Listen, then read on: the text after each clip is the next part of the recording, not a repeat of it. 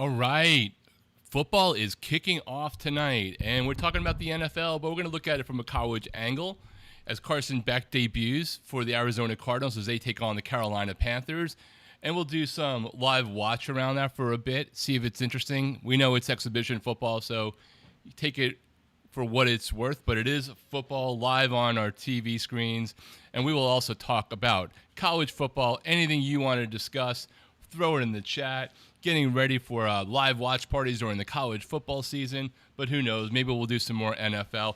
Thank you for tuning in to College Football Express on our YouTube channel here on as we get the Hall of Fame game going. So it definitely is going to be an interesting season, both in the NFL and college football, and we'll definitely touch on a lot of the news that honestly I haven't quite caught up with, but in terms of the Protect College Sports Act is having quite a bad day, it seems, though it has had 9 lives already, so maybe I'm jumping the gun by saying that's the case. We'll have to ultimately see what winds up happening. So I'm tuning in because obviously football's back, and I'll take anything. And certainly as a Canes fan, I want to see what Carson Beck looks like, whether he's playing against the 2s or the 3s. The Arizona Cardinals are definitely a challenged NFL team.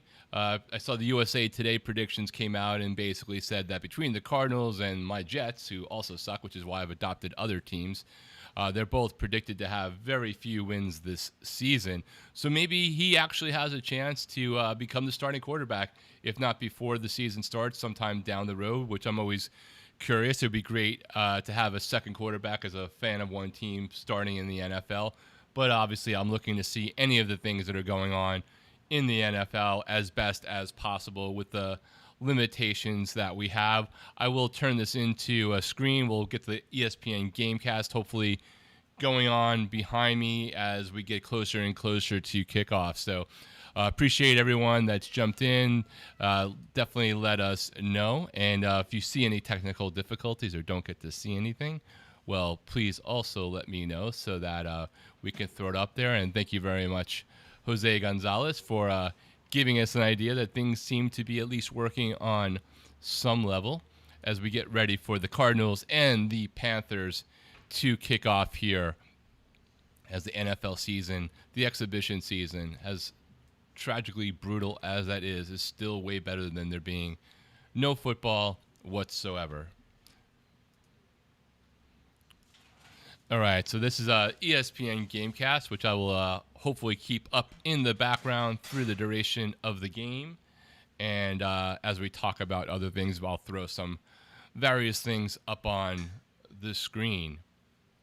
In case you were away from your phone for the day, today a lot of things happened on the college football, well, actually not the college football, but the Protect College Sports Act, where they try to move through cloture, try to get unanimous consent from the Senate. The White House weighed in. A couple of new sponsors came on board. And ultimately, then the Congressional Black Caucus says that they cannot support this bill as it's currently constituted. So where this bill goes before the Senate goes into recess remains to be seen. We'll catch up on a lot of that stuff, I'm sure, at various times throughout this game. I don't know that I'll necessarily stream for the entire game because, honestly, at a certain point, it gets a little rough. I'm only really curious just to see a little bit of the game and see if we see any of Jeremiah Love and Carson Beck and what they look like, whether they're playing against the 2s, the 3s, or the never will be's. Definitely curious just to see what we're able to get.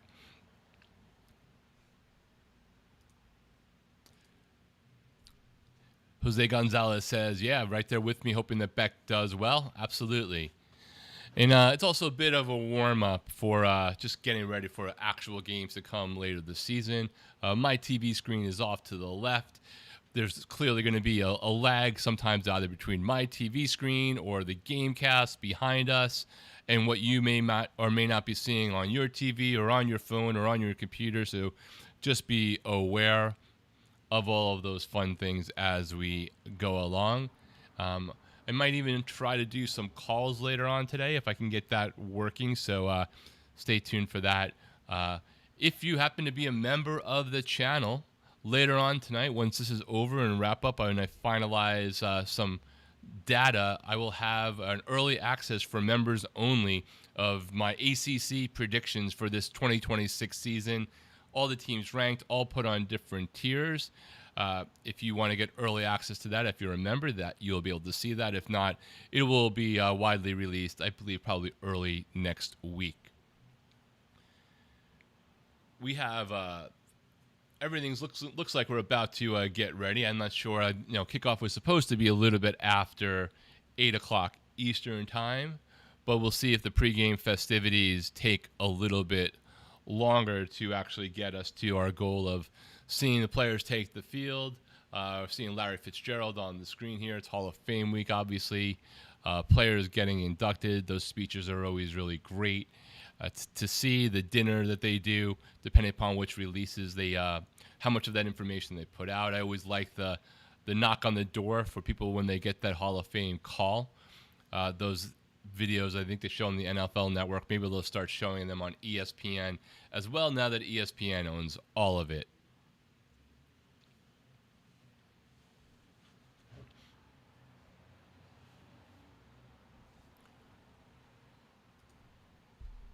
They're doing some interviews on the screen. I'm trying to listen a little bit at the same time. I'm just trying to make sure the audio doesn't come into the feed and cause any YouTube issues.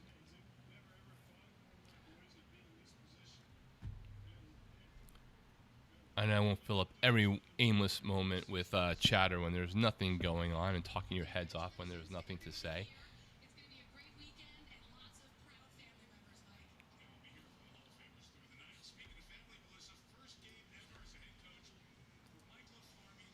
While we're waiting for some of these things to actually get going on the field, let me see if I can bring up some of Ross Dellinger's related things.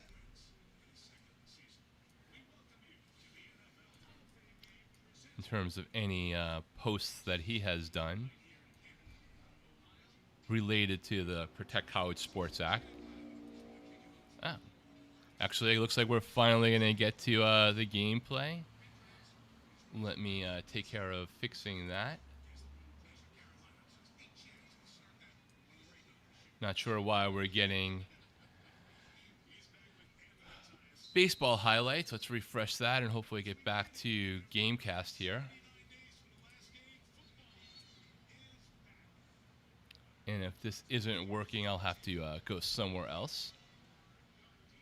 Carolina gets the kickoff here. So we will see the Arizona Cardinals defense to begin. I was hoping to see Carson Beck take the field. If I'm not mistaken, Kenny Pickett is getting the call for... There we go. Is getting the call for Carolina Panthers in his 5th season. As you know, he was on the Steelers, a former Pitt player from the ACC. Has bounced around a bunch. He was at with Vegas and Cleveland last year. So I know he's competing for a backup spot here.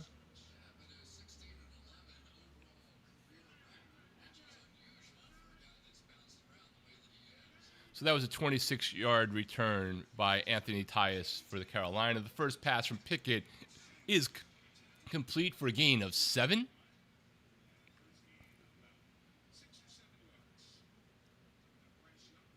Bryce Young on the sideline, so we won't be seeing him at all today, as you would expect with most of the starting quarterbacks in the NFL. I'm curious whether Cam Ward will play this weekend for the Titans.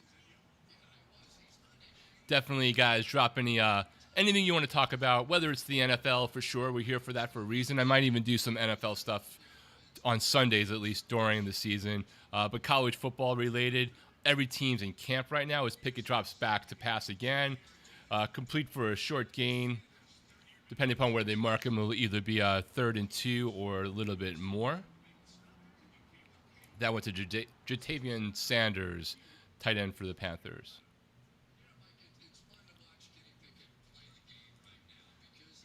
Good to see you, Tara Will. Appreciate you joining us. And what's up, Caden? Hope you're doing good, man. If I get a little technical time during this, I am going to try to start learning how to do some calls on this live shows that we do here. Maybe we'll guinea pig later for anyone who's willing to stick around for those moments. As Kenny Pickett is sacked on third down, Arizona will be punting, and Carson Beck and perhaps Jeremiah Love, I don't know whether he's getting playing time today or not, will be shortly coming on the field. And unfortunately for Carson, they did not get the ball first, but it could have been possible that Carson Beck could have thrown the last pass, an interception as you were, in the college football season, the first pass exhibition-wise for the NFL, but that didn't turn out as Pickett, went back and completed 2 passes already. All right, punt picked up at the 15, returned to about the 23-yard line. So that's where Arizona Cardinals, with their new offensive coordinator and quarterback, will take over. Carson Beck wearing number 19 for the Cardinals after wearing number 11 for the Canes. Jose Gonzalez says that he thinks that Jeremiah Love is out tonight, so I'm sure we'll find that out very quickly here. Thank you for providing that insight. I'm not going to act like I did a lot of prep work for this game, and these roster cards are crazy in the offseason. But Carson Beck is back in this shotgun formation. His first pass is a typical Carson Beck game management type of pass. Short pass over the middle for 6 yards. Completed to Kenny Yeboah, the tight end for the Cardinals. 1-for-1, his first completed NFL pass for Carson Beck. They are in the huddle. They're not going high speed there. And again, remember, you may be above or behind me on the stream, on the Gamecast. I'm going to defer to my TV screen. Handoff to Bam Knight for 3 yards. So it'll be 3rd and 3 for the Arizona Cardinals on this first drive, their first possession of the first quarter.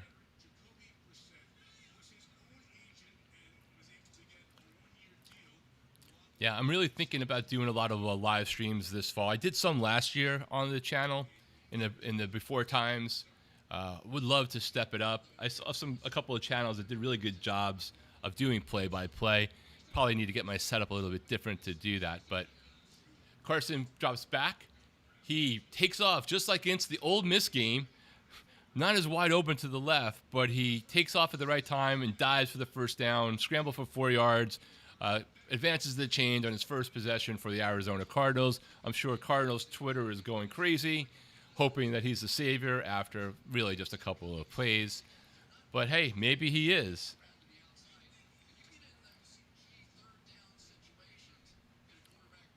Smart decision, brought the ball back. The latest reports from camp were that Carson Beck was really playing well as soon as they got into pads. Handoff to Bam Knight, gain of 3. It'll be 2nd and 7 for the Cardinals. And the Cardinals, you got to wonder, they have their quarterback situation set up. They got Brissett back into camp. But if that's your best option, don't you want to find out if Carson Beck can be the guy before you get possibly another very high draft pick in a quarterback crazy potential draft? Carson Beck goes back, scrambles, rolls out to his right. Gain of 5, completed to Rivaldo Fairweather, another Cardinals tight end. So I believe his first couple of completed passes were to the tight end position, 2 different people. 2 for 2 for 9 yards for Carson Beck. Starting off 3rd and 2 for the Cardinals.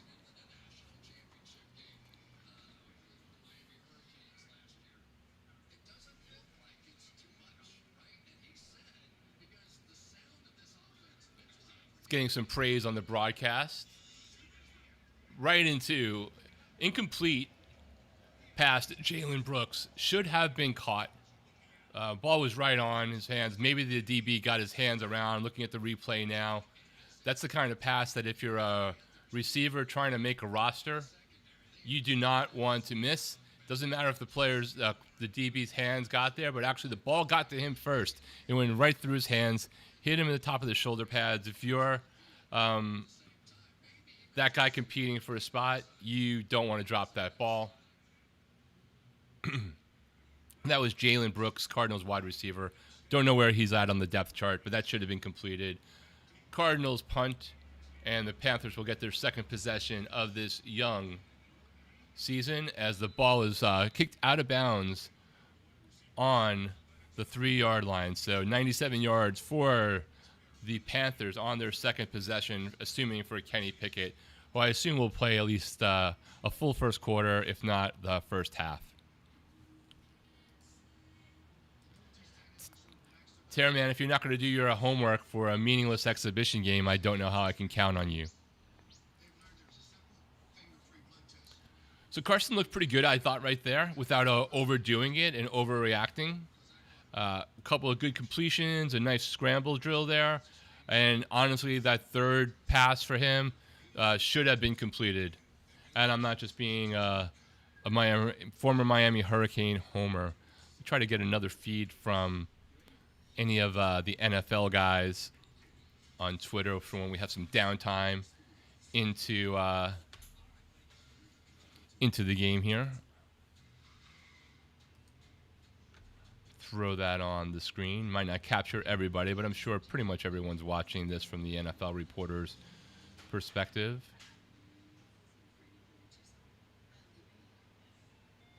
Then again, maybe not.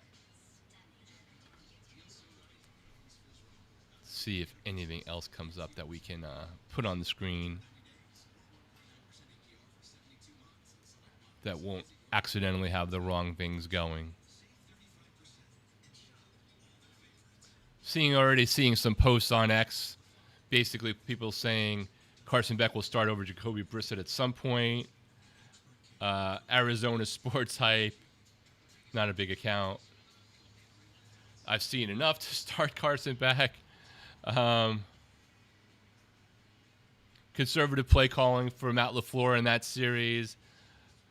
What do people expect on the first series? Are you going to try to get him to air it out, get him comfortable in his first full speed series, even if it's in the Hall of Fame game, even if it's an exhibition game? I don't know why they would think he's going to go deep 40 yards out on his first series. Fans are crazy, man.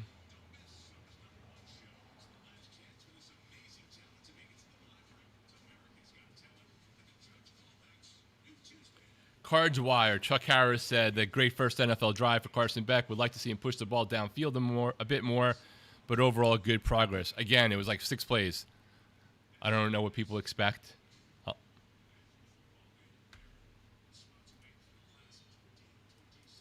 Terrible says, I have a lot of homework to do if I'm going to sharpen my NFL roster knowledge. Beck looked fine right there. Yeah, he didn't look too big for the moment, and the moment didn't look too big for him. Again, it's a Hall of Fame game. Let's not overdo it or anything, and I won't as well. But you can only play the snaps you got, right? And he made good decisions. He should have been 3 for 3. Should have had a third, 2 first downs in that. Carolina takes over deep in their own territory. Trevor Etienne takes the ball for a 1-yard loss, tackled by Cameron Robertson.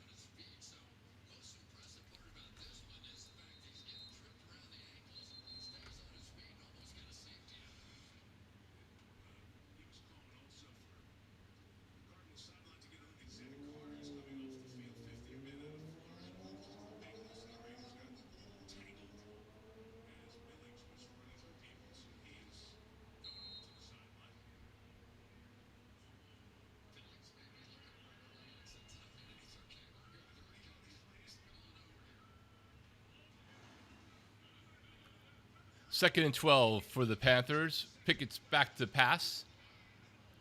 Thrown over the middle, deflected, could have been intercepted, but it'll be 3rd and 12 for Carolina.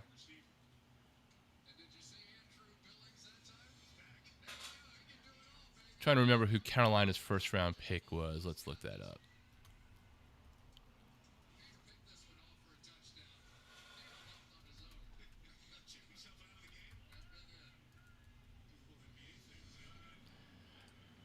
Yes, so the Carolina draft picks to look out for. Monroe Freeling is offensive tackle for Georgia. I don't know if any of these guys are playing. Flag on the play. Lee Hunter, defensive tackle in the 2nd round from Texas Tech. Chris Brazzell, the 2nd, a wide receiver from Tennessee. Keep our eyes out for him. Will Lee, the cornerback from Texas A&M in the 4th round. The center, Sam Hecht, Zaki Wheatley, a safety from Penn State in the 5th, and Jackson Kuwach, a linebacker from Miami of Ohio. So I'm not sure if we'll get any of these guys called out. Curious to see about Brazel with Kenny Pickett, if he's even getting some snaps today.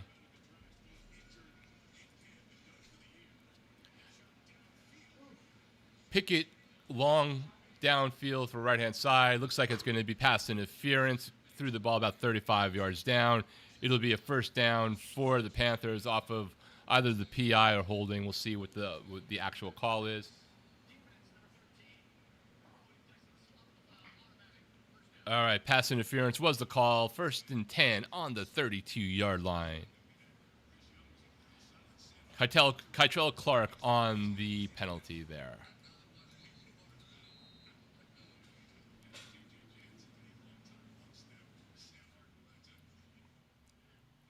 On the college front, as we're here in exhibition season, I believe pretty much every Division I FBS program has now opened camp. I know UCLA did today, so I'm looking forward to seeing what happens there with Bob Chesney and that team. There's like 4 or 5 teams that are like the junior Signettis, coach leaving, taking a lot of a pretty good roster with them. I'm curious to see how they all stack up.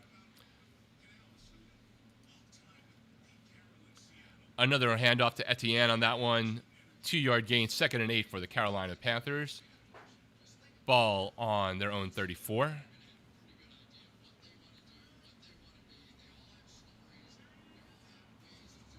If you're in the chat, please hit the like button. It certainly helps the channel, lets people know to maybe come in and check out the stream, maybe find out some of our college football stuff as well. I'm curious, did any of you guys see the Purdue athletic director's interesting press conference as he was announced as the new AD for the Purdue Boilermakers?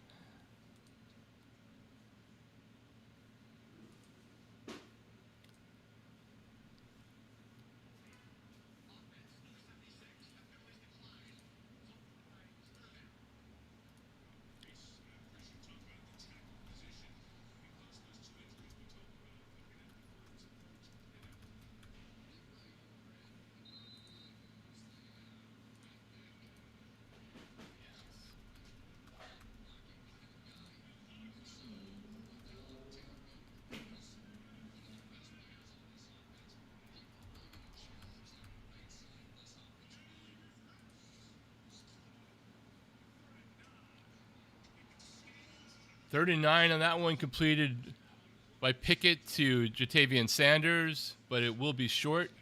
It's 4th and 4. Ball in the Carolina 38. Looks like they're going to punt.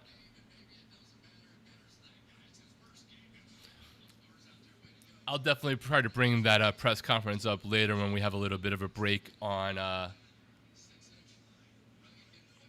the gameplay here. We'll get into a commercial because I'm curious people's opinions. I did a short on the channel about it earlier today because I definitely had a view.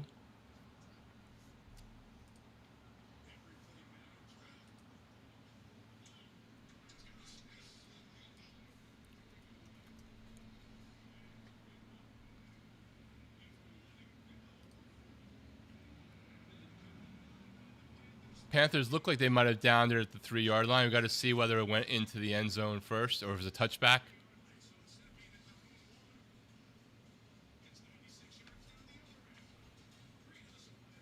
All right, we're going to commercial here in the game. Let's see if we can go back and add another Twitter feed here.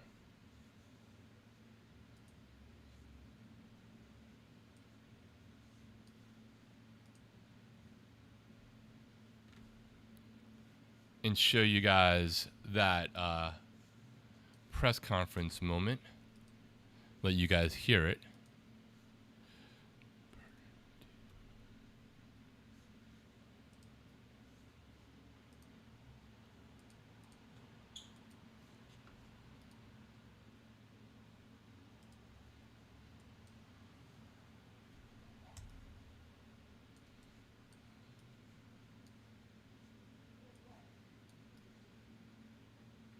All right, that's good enough. Hopefully we can get this volume working. You don't want to win championships. Every recruit.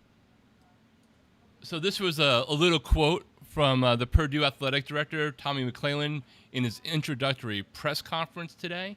Check it out. Every recruit, every current student athlete will hear this message repeatedly. We are here to win championships. If you don't want to win championships, go to Indiana. All right. So, in case you didn't hear it, he said, we're here to win championships. If you don't want to win championships, go to Indiana. Now, I know the athletic director oversees all of the teams, all the various sports, and I am not up to date on whether Purdue has won more national championships in other non-revenue sports recently, and I know they've been great in basketball. In Indiana, it hasn't necessarily been where they have been always in basketball. But the last time I checked, Purdue had a terrible season. They did replace their coach a year ago. Barry Odom didn't really do too tremendous their first year. And Indiana, who he just said go play for them if you don't want to win championships, just won a national championship. What did you guys think of that quote? Was that someone just, completely oblivious or trying to play the rivalry thing so hard that they just completely made a clown of themselves? Or was the viral reaction to that online a little bit much? Let me know what you guys think. Getting back to the game, Carolina getting ready to start their second possession of the exhibition year of the 2026 season.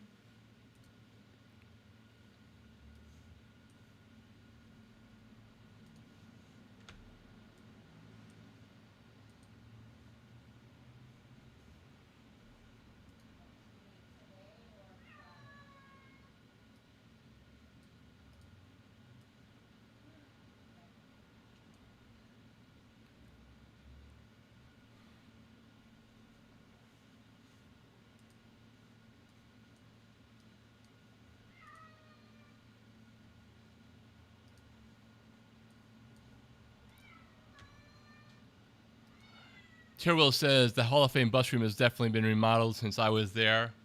I would expect that after 20 years, the stadium was super nice for a high school stadium 20 years ago. It has also been remodeled. Jose Gonzalez says, poor shot at humor in terms of the Purdue athletic director. There was a penalty on the first play from scrimmage for Arizona. 1st and 12 was the first play they had there. Bam Knight with the 2-yard run on first down. 2nd and 10 for the Cardinals. With 7:12 to go in the first quarter. Second possession for the Cardinals, and Carson Beck under center. In the shotgun, another handoff, safe play, handing off at the goal line. A short gain of 3 for Bam Knight. 3rd and 7 for the Cardinals here.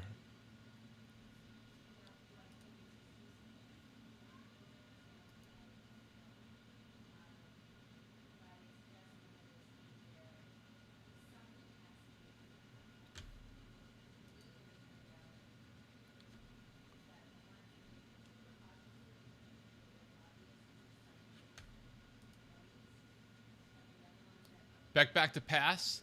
Down the right side.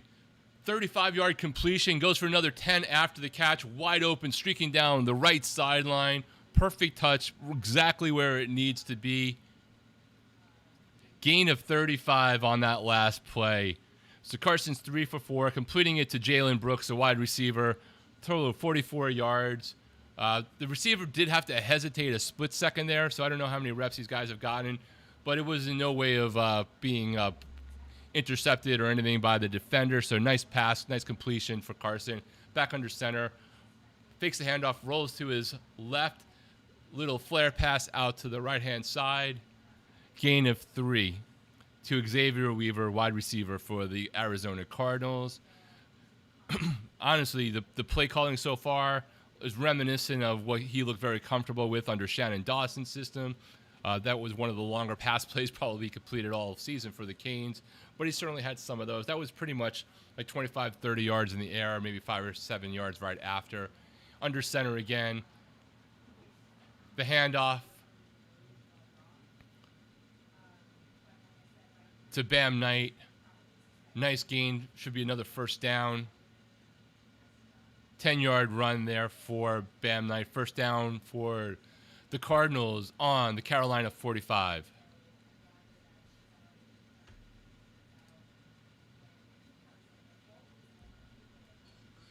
And he actually slipped on the play, but was managed to keep his keep his balance to go for 10. Beck behind center again, direct handoff. Rolls to his right. Looked like it was tipped, but out to his fullback or tight end, number 46. Gain of 4 or 5 on that one. Yes, to Jamerson Gears, number 46. I wasn't sure if it was a tight end or a fullback.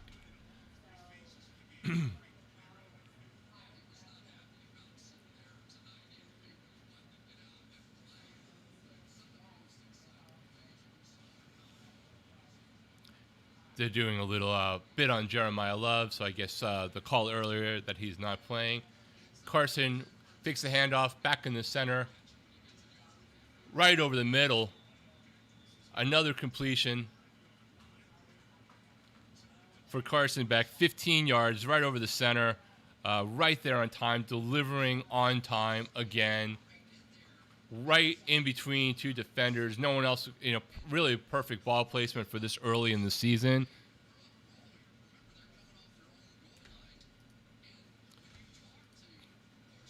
Nice. He's definitely making a first impression here. Now, obviously, they're not playing against all the starters. But again, it's Jacoby Brissett, It's not Tom Brady that is QB1 for the Cardinals. Another handoff to Bam Knight. He's getting most of the carries on the running back side. 3-yard run. It'll be 2nd and 7. Ball on the Carolina 22 with 3:04 to go in the first quarter for the Arizona Cardinals. New offensive coordinator. Carson Beck under center. 3rd-round pick. He was the 65th overall, for those who may have forgotten. I thought that he deserved a little bit better, but that was kind of, some people thought it was actually a little bit early relative to other options. He's in the shotgun right now. Completes yard shy of the first down, so it'll be a pickup of 6. Should be 3rd and 1. He's just hitting tight ends all over the place. Rivaldo Fairweather here, other than that one wide receiver completion earlier in the game on this drive.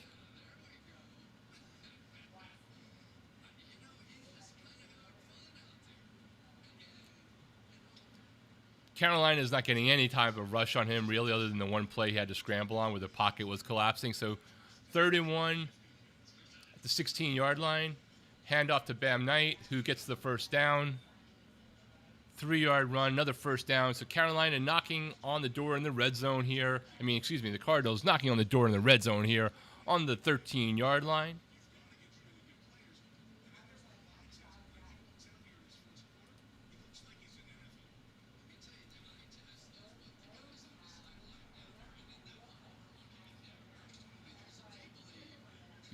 Nathaniel Hackett, his new OC, is slowly working him in, getting him comfortable, which I think makes sense. I'm not a big Nathaniel Hackett fan, having been a Jets fan while he was the offensive coordinator, but maybe things change.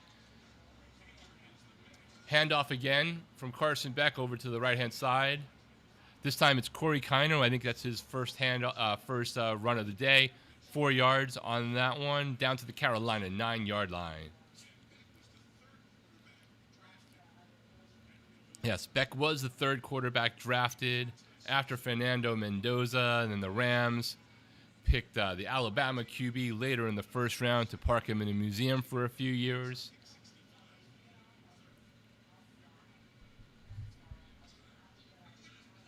Beck back in shotgun. And I think it's either right on the, just a half foot shy. Threw a pass over the center to Corey Kiner, 8-yard pass, nice and low. No one else was going to be anywhere near that. So it'll be 1st and goal from like the half-yard line. No one else was going to get that pass. Hit him low, too, so he didn't get his head taken off as well. Seeing it on the replay. Beck definitely looks sharp. I also think that Beck's arm, even on these short plays, has a little bit more zip. People forget, he was injured last year. That's why he wasn't in spring camp with the Canes. And then he was well enough to play. His arm was there, but his arm strength wasn't fully all the way there. And that was shown pretty well, probably on that interception against Indiana. But you could see later on, as he had some time to work out, get into camp, that his arm strength was returning. And I liken it, if you're a Canes fan, to what Mark Fletcher looked like in the playoffs last year. He was back from injury before, but I don't think Mark Fletcher, despite the wear and tear of a season, was really back up to his true game speed until the playoffs, despite taking hits all season long. Carson is never going to be the strongest arm in the NFL or wherever he winds up playing, but his arm is definitely stronger than it was the last time you saw him on the field with that interception that ultimately cost the Canes the national championship. An unfortunate throw. They had still had time left. Could have taken the Canes down the field more and get some better shots, but it is what it is. I still am rooting for his success. Antoine Johnson, thanks for joining us. I appreciate it, man. Antoine says, Beck actually looks like an NFL quarterback. Cardinals haven't had one of those since Kurt Warner. Look, it's a good first series or two. It's against 2s and 3s and never will be's, I like to call them. But he's still looking good for sure, and give him the credit for that.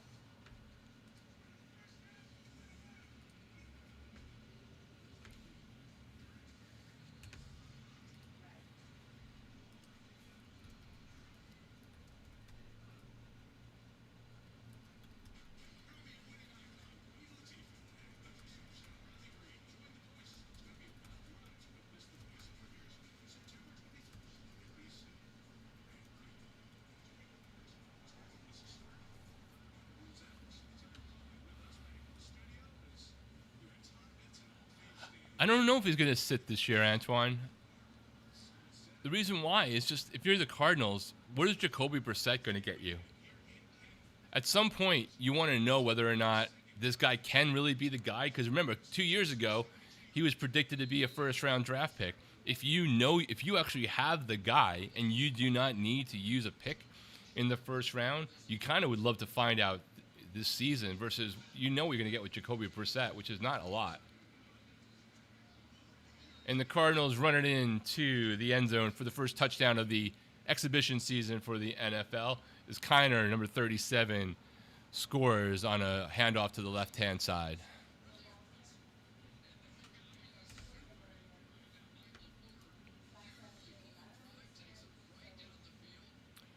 Nice drive for the for the Cardinals on that one. Very methodical, not too exciting. There was a couple of interesting, nice plays from Carson there, but just like managed the game, took what was given to him, threw the ball on time, a few good runs in, and there you go.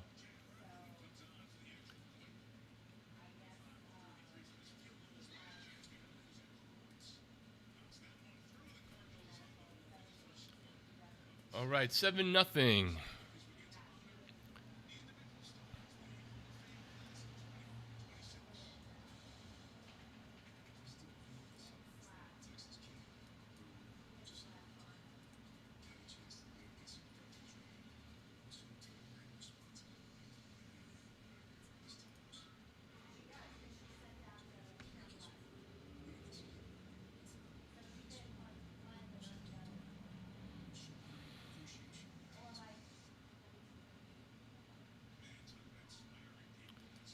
Yeah, exactly, Jose. He did what he was supposed to do. Like, that's what they gave him. They weren't looking for him to be an all-star in his first, couple of possessions as a pro, even though they've been in training camp for a minute and they had the rookie camp and OTAs. The speed is still different. There's a lot of people looking for jobs here, so, you got to expect it.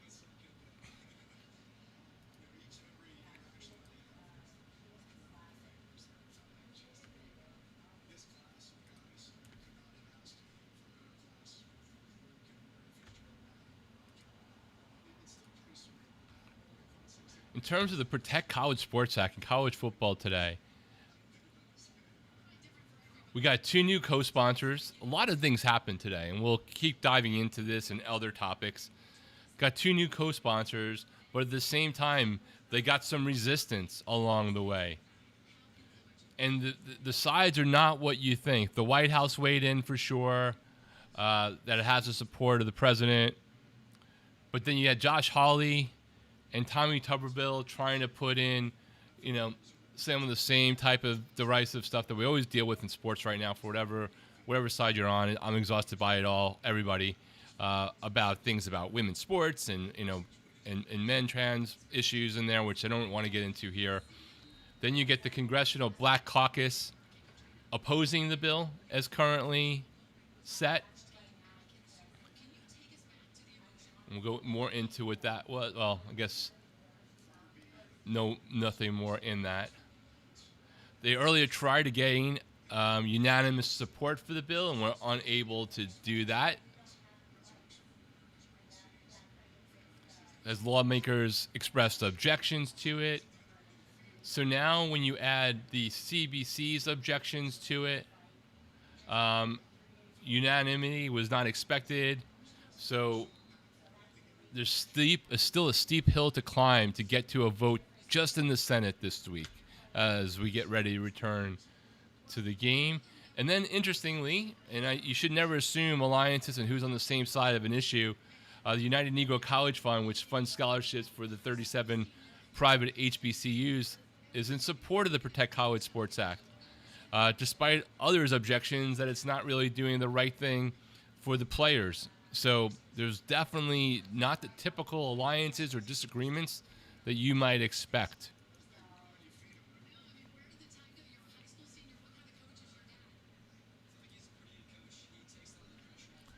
All right, Kenny Pickett's continues here. Hand off over to the left-hand side for the Carolina Panthers.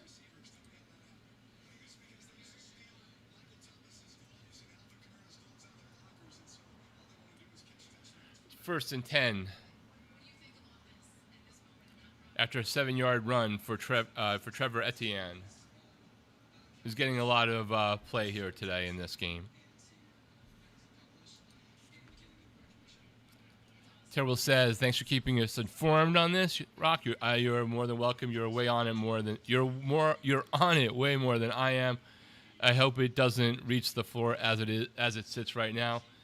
Yeah, there's a lot of stuff in here that I'm okay with, and there's stuff in this that I'm fundamentally against, not even just on a sports level, on like a constitutionally derived level, that I will not change my opinion on whatsoever, even if it were to hurt a team that I want, because I don't believe your beliefs and fundamentals and whether you believe in certain things like aspects of the Constitution should change even if it annoys you or it doesn't even benefit you, because one day it will come the other way. Kenny Pickett complete to the left-hand side as well on that one. They're now moving the ball downfield with the completion to David Moore.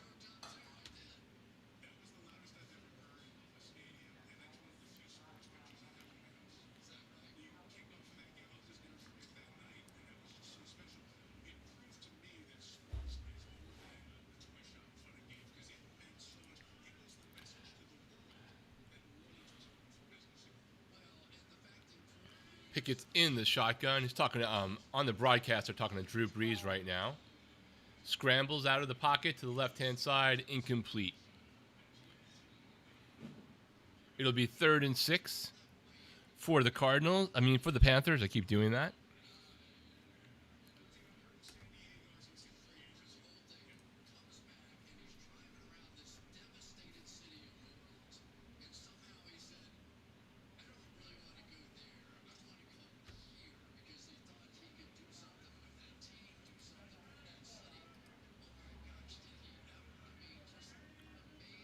Pickett in the shotgun for the Panthers, 3rd and 6. Drops back to pass, scrambles a little bit to the right, completes for the first down. They're now driving on Carolina. They're now driving on the Cardinals.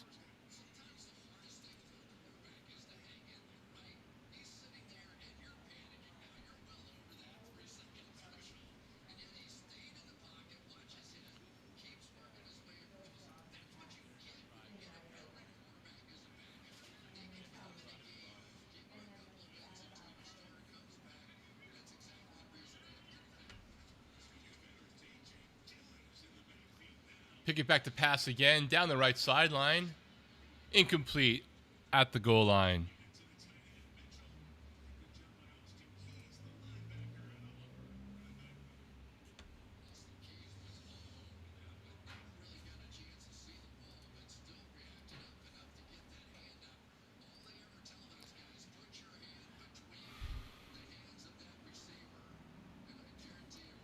That was attempt to James Mitchell, incomplete. 2nd and 10 from the Cardinals' 23-yard line. Pick it back to pass again. Short pass over the middle. Completed with a good, nice run down to the Cardinals' 4-yard line. A.J. Dillon with an 18-yard reception on his first target of the night.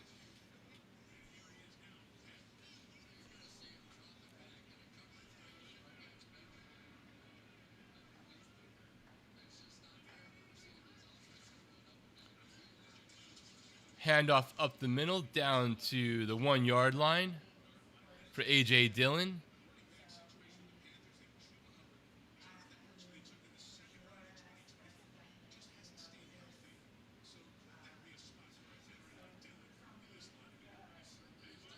Second and goal for the Panthers. Handoff right up the middle, dives through almost all the way through the end zone. Touchdown for the Carolina Panthers, 7-6 pending the extra point.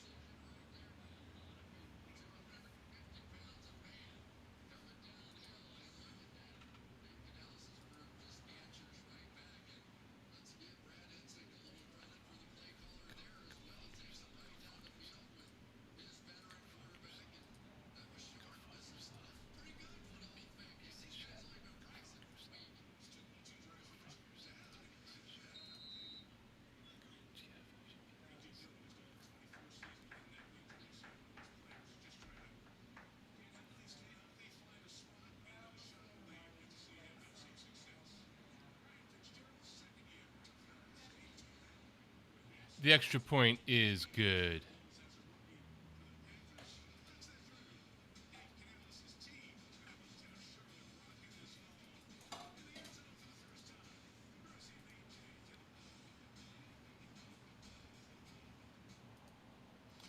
In commercial break here, see if anything new has popped up on the Protect College Sports Act.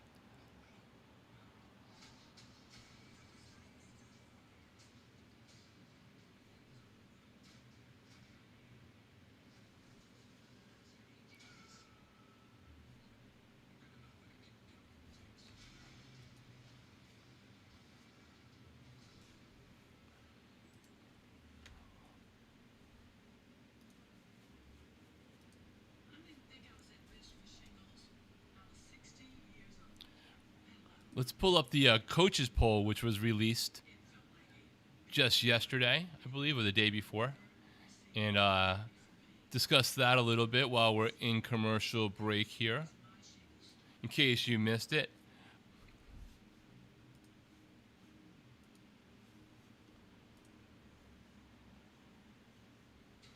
So for me, it's not like there's a ton of issues on this, because I think a lot of this is kind of chalk. But I don't think I would have Clemson ranked ahead of Louisville, who was in others just receiving votes at number 23 in terms of teams from the ACC. I don't think Missouri should be ranked at all. I think Penn State's a little bit high, considering. We're not really sure. I think Texas Tech and BYU are both underrated. I can make an argument that SMU should be a little bit higher as well. But what are the teams that you have questions about or don't agree with? I think Indiana's a little bit underrated. I think Miami's a little bit underrated.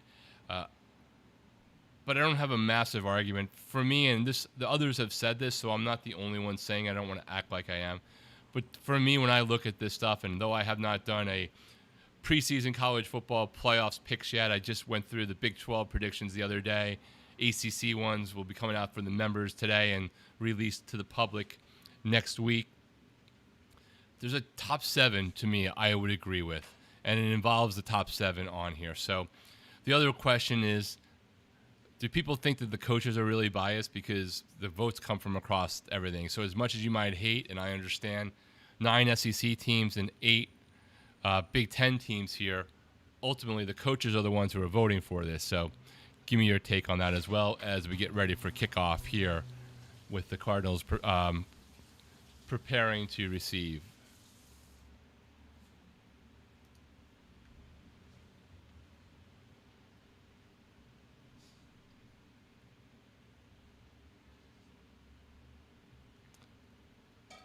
John Dry says that, did you hear that Texas Tech will have a good quarterback for a backup from Florida State?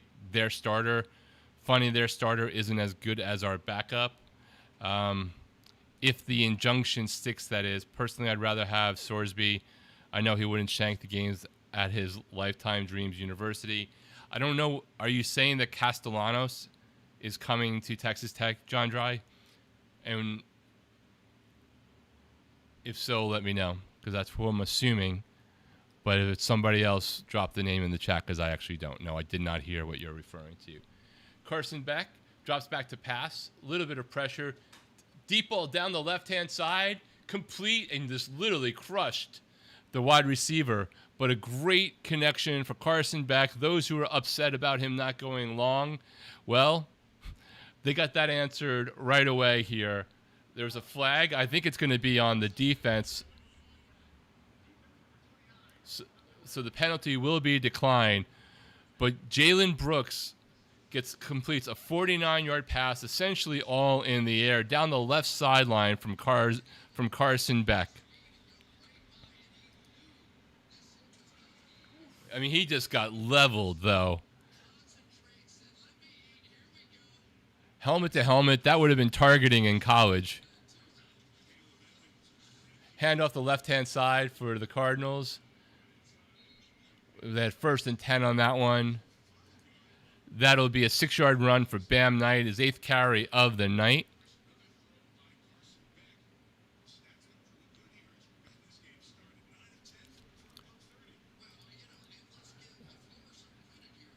John Dry says, Sorsby, Tom, and Hammond be badass. We have a quarterback curse in West Texas. Like Webb, Mahomes, and Mayfield all went to the NFL. Terrell says that you don't pay that much attention to the top 25 poll. So, Terrell, let me know which ones you had an issue with. I'm curious. Carson Beck goes back, rolls out a little bit, throws the ball into the ground on 2nd and 4. It'll be 3rd and 4. James Kane says, coaches like anyone else can have biases and honesty. Big Ten and SEC deserves some of the bias they get. That's true. John Dry says, yes, Thomas Castellanos, if the Texas court rules, he can. Terrell says, yes, the wide receiver got leveled, but that was a great pass and catch. As we're here on 3rd and 4 for the Cardinals.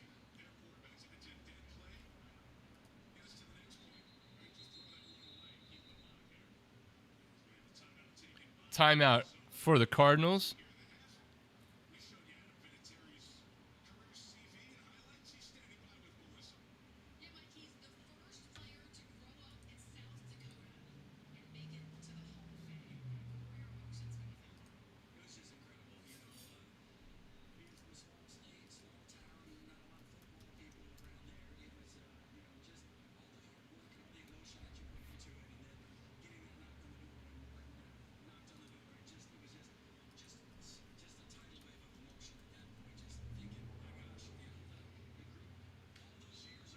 So far, Carson is 8 for 9, 81 passing yards, a 104.2 pass rating.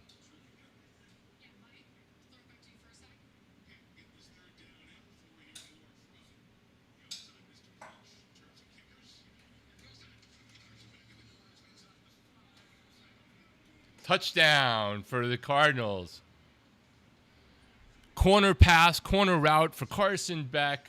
His first NFL touchdown, even if it's an exhibition game, it's still a touchdown. Looks over to the right-hand side, perfect touch, drop over the shoulder to Fehilco, out of reach of the DB, great touch. Don't care who you're playing against, that's still a great pass touchdown for the Cardinals. You can totally see a little bit of difference in Carson Beck's arm since he's had, 6 more months of recovery from the injury.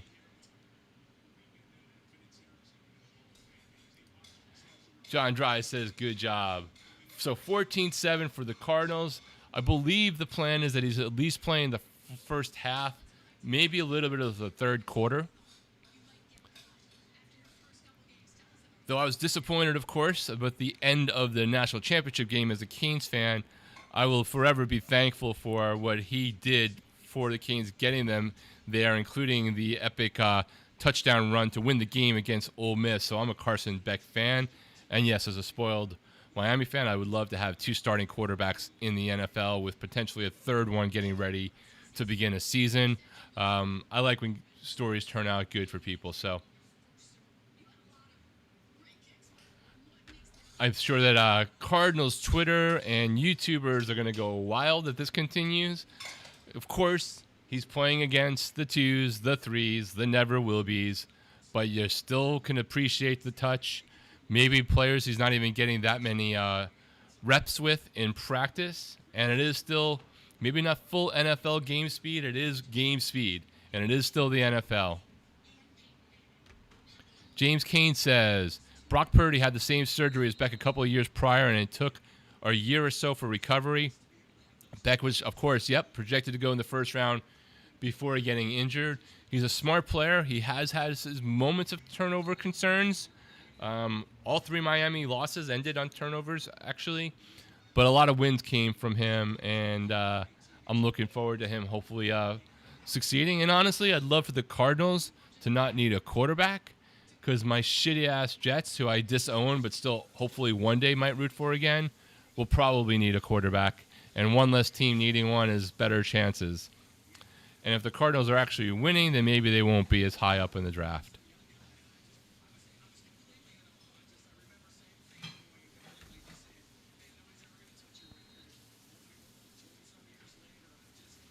If you're still watching with us, please hit the like button. It definitely helps the channel. I would greatly appreciate it. Don't think we'll see a lot of people watching on demand later, but if you do, certainly comment below. Let us know what you're thinking about how Carson Beck looks. Anybody else catching your eye? I don't think we've really heard a lot of rookies called out. I don't know that anybody's going to get super excited about Bam Knight and Trevor Etienne runs, but maybe you would.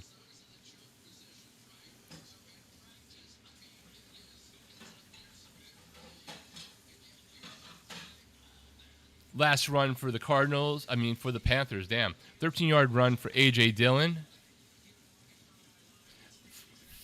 We now have Haynes King in, former Georgia Tech quarterback, so shout out to Rec Talk if you're out there. First pass in the NFL, incomplete to Jasim Reed. John Dry says, I went to school at ASU as a baseball walk-on and flunked out, but I also grew up and I'm still a Texas Tech fan. ASU would be a difficult school for a baseball player. I understand the flunk out thing. Back on the top 25, Terwell says 17 teams of the top 25 sounds ridiculous, but look at what's left. I personally have Oregon winning the big. I have OSU with 2 losses and IU with 3. I know not many would agree. We shall see. Yeah, I can argue that there's not Boise State in there, or maybe another ACC team, or maybe TCU from the Big 12. But I'm not going to cry about that one. Maybe there's 1 or 2 teams extra for the Big 10 and the SEC, but I don't have a lot of fundamental problems with it. I think there's a few that are glaring. I'm just impressed that they managed to not put the Gators in, since the Gators are always overrated. But they were in the second or third team just receiving votes.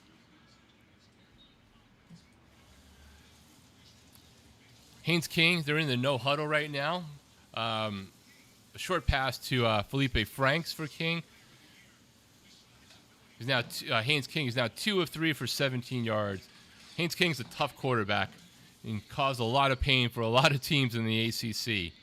Good backup option for the Panthers behind Bryce Young, who had a career-saving year, I would say, in the last years, in last season.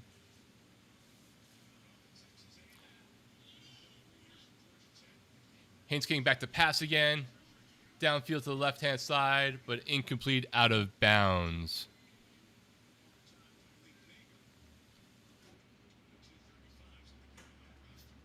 Third and 6 for the Carolina Panthers with Haynes King in at quarterback.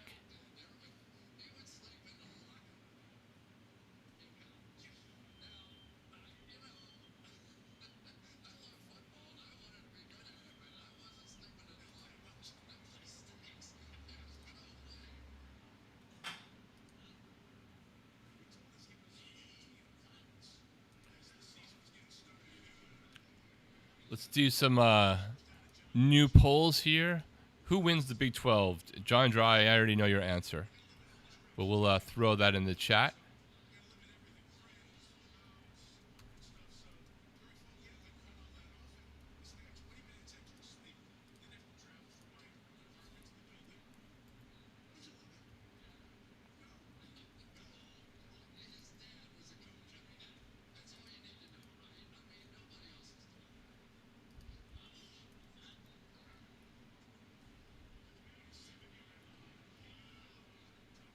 Incomplete again. Be 2nd and 10.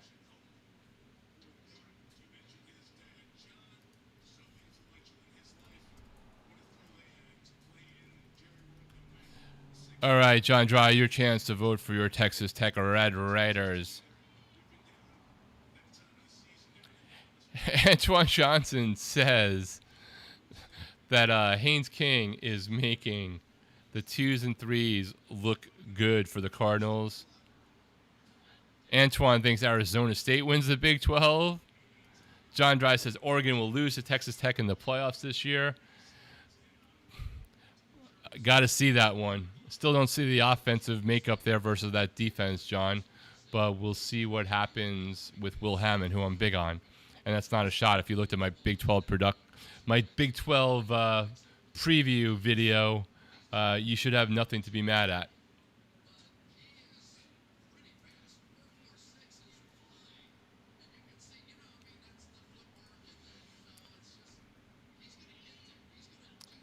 Third and 2. Ball on the Arizona 15. They pick up the first down, as both defenses are not looking incredibly impressive here in the second quarter with 6:31 to go.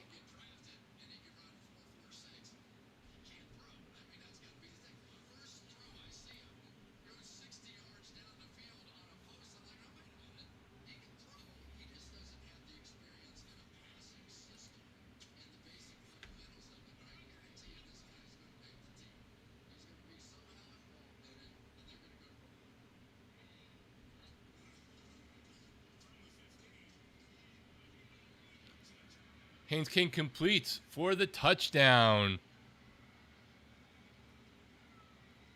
Across the middle over to the left-hand side. Nice little completion route there to Jasim Reed. 15 yards for the touchdown. Haynes King's first professional touchdown in the Hall of Fame game for the Carolina Panthers. So both rookie quarterbacks coming in and connecting for touchdown passes here. Haynes King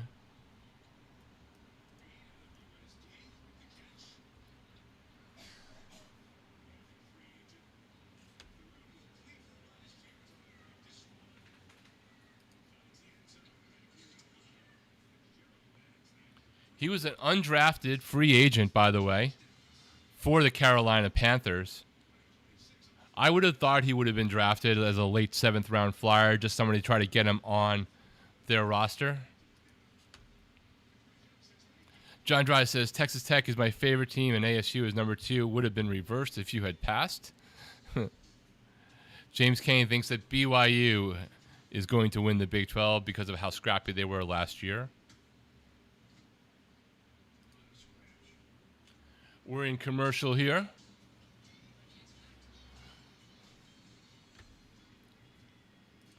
Let's throw that top 25 back up for another look. Here's some of the games that I'm the most looking forward to.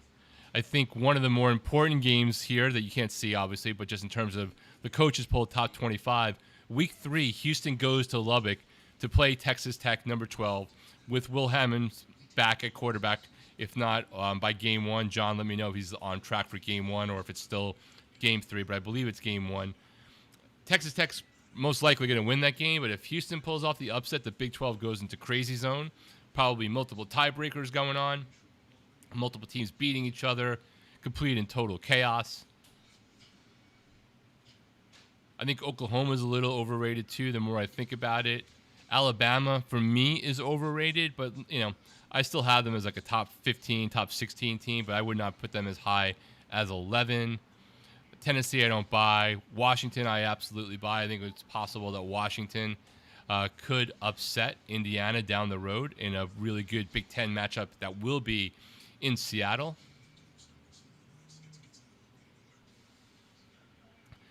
Week one, we've got LSU and Clemson, but early September, I want to say like the third week, maybe the fourth week, I could be wrong. Ole Miss and LSU face off early this year in conference play. That should be an interesting week. I can't wait to get the popcorn out for that game. Obviously, Miami and Notre Dame is November 7th, along with the Holy War.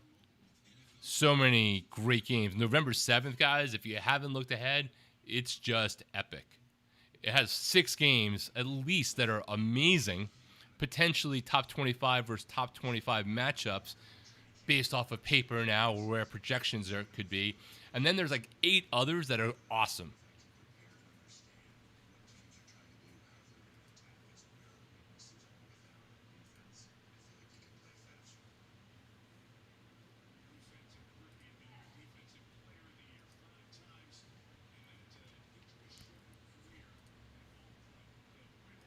Antoine says that ASU plays preseason 8, 12, and 15 all on the road. Not great. Terrible said, and I lost those on the chat from the little contraption here, so I'll just read it out loud. The game is good so far. For an exhibition game, plus I haven't seen a football game in 6 months, I'm happy. Cardinals get the kickoff here, and I'm assuming we will see Carson Beck again. Yep, we got BYU and Notre Dame also play. SMU and Notre Dame play. And Notre Dame's getting a little bit of grief on their schedule, but on the college preseason poll, they do have, from the coaches, they do have 3 top 25 matchups on paper heading into the season. It's just the rest of their schedule is kind of trash. All right, Cardinals take over. Penalty on Josh Fryer, Cardinals offensive tackle.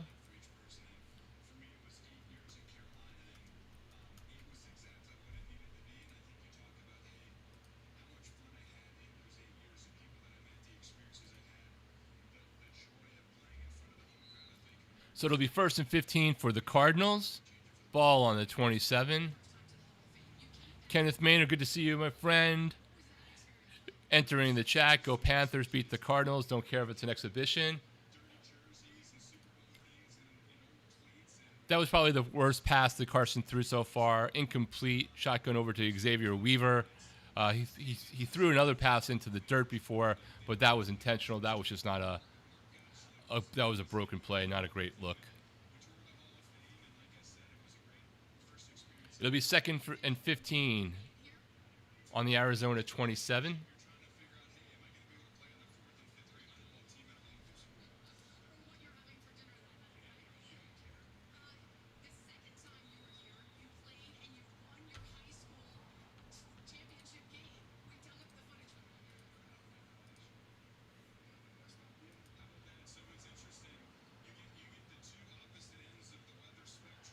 Fourteen-yard completion there for Carson Beck to Reggie Virgil. He's now 11 of 14 for 148 yards and 1 touchdown with 5.5 left to go in the second quarter.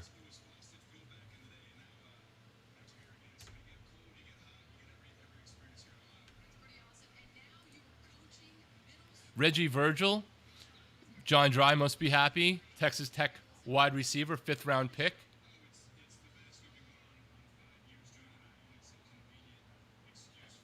That was a really not good look there on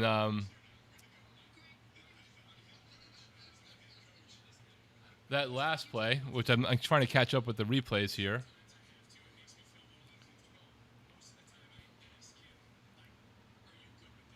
I think our streamcast shut down here for a second. Looks like there's a little bit of a lag, but now they're doing the typical thing where they're showing all the Hall of Fame related stuff, so I can't get the stats to figure it out. There was a pass down the left-hand side for the Cardinals. Looks like the ball should have been caught. It was not, but the last update I have right now is defensive holding on the Panthers, 1st and 10 for the Cardinals on the 46-yard line.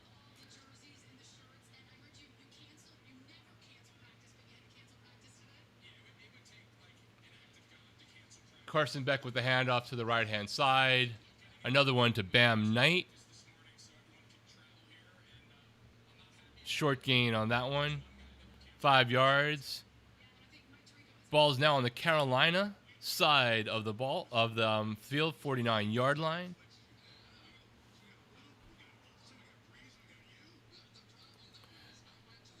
John Dry talking about conference realignment here. Hypothetically, if it's capped off at 20, meaning 20 teams per conference, and Notre Dame wants Stanford in the Big 12, and the SEC wants North Carolina, who would be left out to join Louisville in the Big 12? Miami, Clemson, Duke, NC State, Virginia Tech.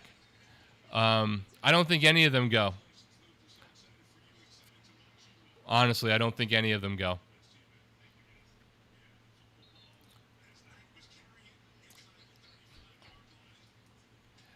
What's up, Jose? Yes, the Angry Birds of Arizona. John Dry saying Notre Dame and Stanford. Yeah, I don't think any of them go to the Big 12.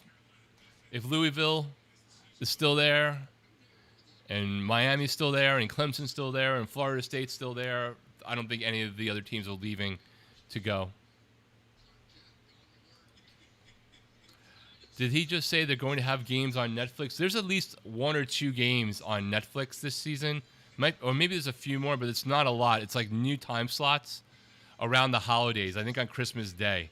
I don't think they have a game each week, Terwill. See if we could find that out.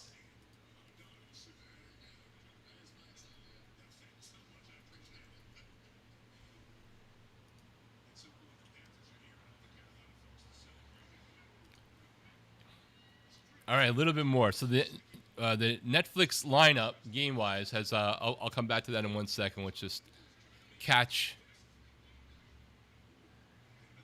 the next play. Handoff from Beck, Kiner with an 8-yard run, another first down here.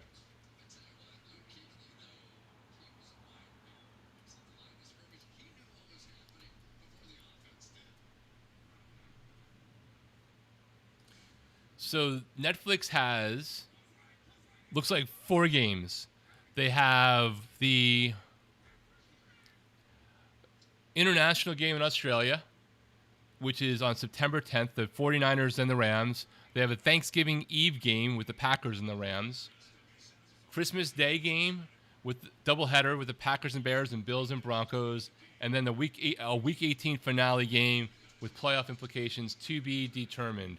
Arizona handoff to the left-hand side as we hit the 2-minute warning. Gain of 4. 14-14 is where we stand at the 2-minute warning.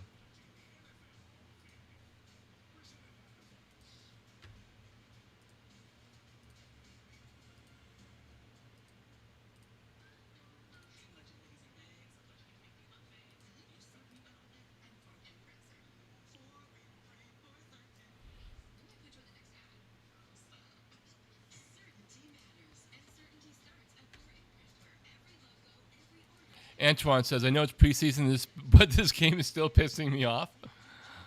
Understand. Jose says, Netflix is worldwide reach, correct? I believe it is a global deal. Well, there's a few countries that do not have Netflix, but there are most of the countries that you want have Netflix. Jose says, why doesn't college football have preseason? Well, some teams do. Indiana has a preseason schedule. Ohio State does not. Jose continues that have them play one half or something. Hey, Deion Sanders wanted to do something with at least having scrimmages, team versus team, which would have been interesting. Might not have been a game, but it would make sense.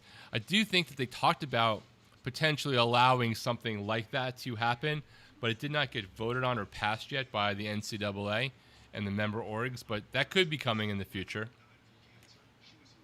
I think they got to get past everything currently going on with the Protect College Sports Act and expanding the playoffs, and what does that do to the calendar? Do they move it up? Remember this batshit congressional thing we have here where there's some good things in it and other things stupid that are smart. Like they have it mandated that the national championship game is supposed to happen before January 8th, which I would love. I don't have an issue with that. But putting it into a law as if there aren't TV contracts already in play here and scheduling that they have nothing to do with and making that a requirement like it's July 4th as a national holiday is absolutely ridiculous. That said, I think the college football community should try to make that actually happen. It's just that Congress shouldn't be the ones mandating it.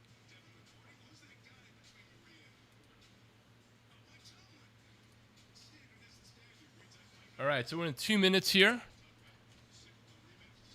2nd and 6 for the Cardinals on the Carolina 17. See if the Cardinals can punch it in for their third touchdown of the half. Carson Beck under center. Making audibling there with a little bit of a fake blitz there coming on the strong side. Handoff up the middle. 2-yard run for Bam Knight, who now has 11 carries for 56 yards, getting the vast amount of the handoffs so far. Carson Beck looks like he's audibling again, making some calls. Oh, that was the replay. Sorry about that. Looks like we're in a timeout right now. They're doing a little bit of a reel about Carson. John Dry says, I think Arizona State beat Texas in the playoffs, in my opinion. That was a good game.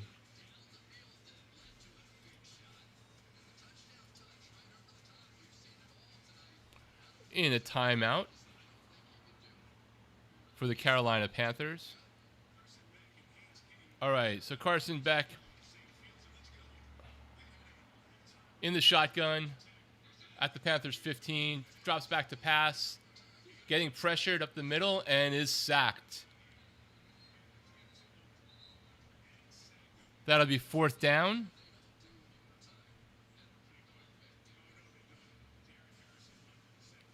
See if the Cardinals elect to kick the field goal.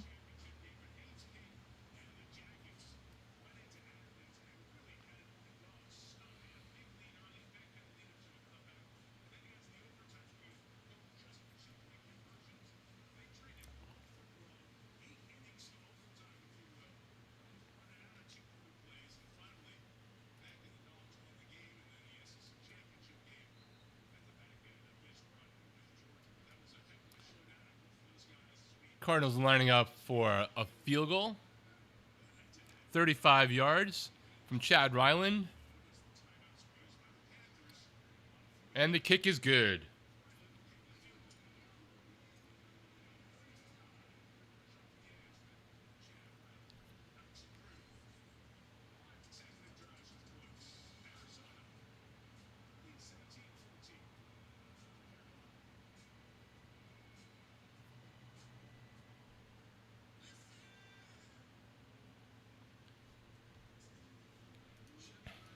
John Dry says, might as well get some leg practice. Jose says, against Ole Miss.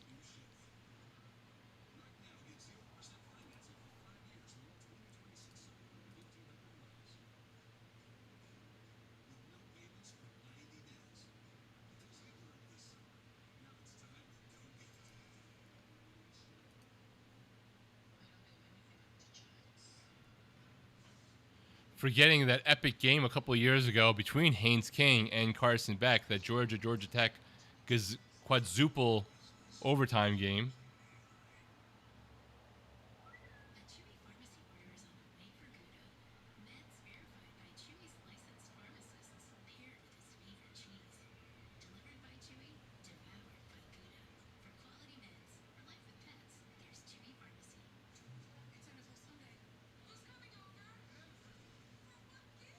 trying to see whether or not Carson Beck is going to play the second half or not. If anyone's seen it online or news reports, because I love seeing some football, but I don't know if I could do play-by-play without that interest for the rest of the game.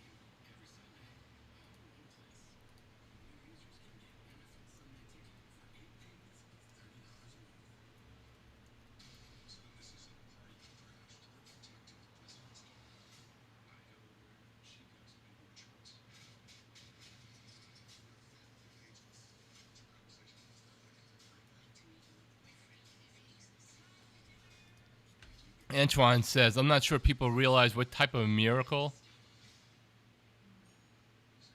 CKD pulled off at ASU last year with all the injuries. With Jeff Sims, ASU was still in the hunt for the Big 12 at the end of last season. It would be great if he didn't have to beg for more donor dollars. I feel bad for the guy. I'm glad that Arizona State was able to keep him, though. That was a good retention for somebody who obviously didn't want to leave. Hopefully the program gets funded to the way that you need to keep him there. Sucks that you guys lost Sam Levitt to LSU.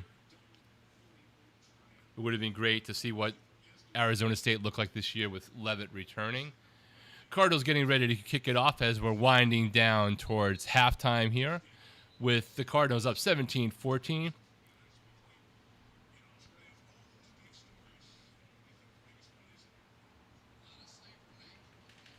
Our game leaders right now.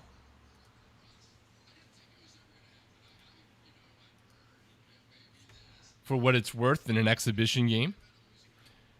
Kenny Pickett's 8 of 11 for 62 yards. Carson Beck 11 of 14 for 148 and 1 touchdown. So I think they're missing a touchdown for Kenny Pickett. I thought he threw a TD pass there. Bam Knight getting most of the carries for the Panthers, 56 yards. Brooks, wide receiver, a couple of big plays for the Cardinals with 99 yards on the game so far.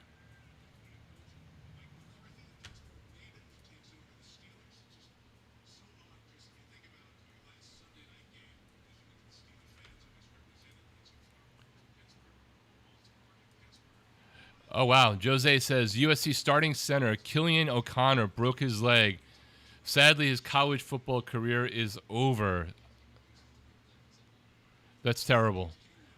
I get the whole 5 for 5 thing, but it does suck. Like, this is the quintessential thing of a player like that. I'm assuming he's impacted by the new ruling, which is that he's already had 5. This would be his 5th year, so he doesn't get the chance to apply for a medical red shirt anymore, that those days are done.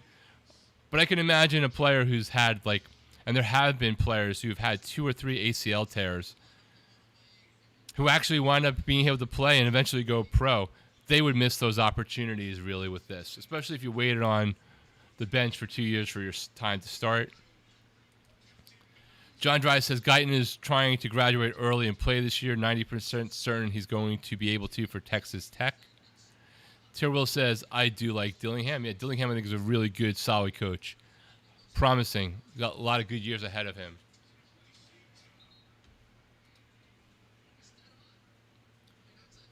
Haynes King now 9 of 13 for 77 yards with that 6-yard completion. To James Mitchell, Panthers tight end. A lot of tight end catches today, which you might expect for rookies trying to hit safety valves or shorts just to keep the ball moving. Game and ball control action going on for them. Safe game plans.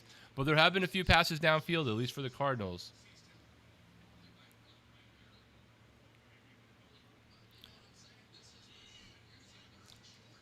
Haynes King drops back to pass, scrambles to his right side, complete over the middle to Jimmy Horn, who gets a lot of yards after the catch there, 17-yard completion. 1st and 10 for the Carolina, 2nd and 10 for the Panthers here now with another quick play that I missed after an incompletion on the Arizona 15. Haynes King back to pass again, throws it into the right-hand corner, overshot out of bounds. Wide receiver wasn't really open.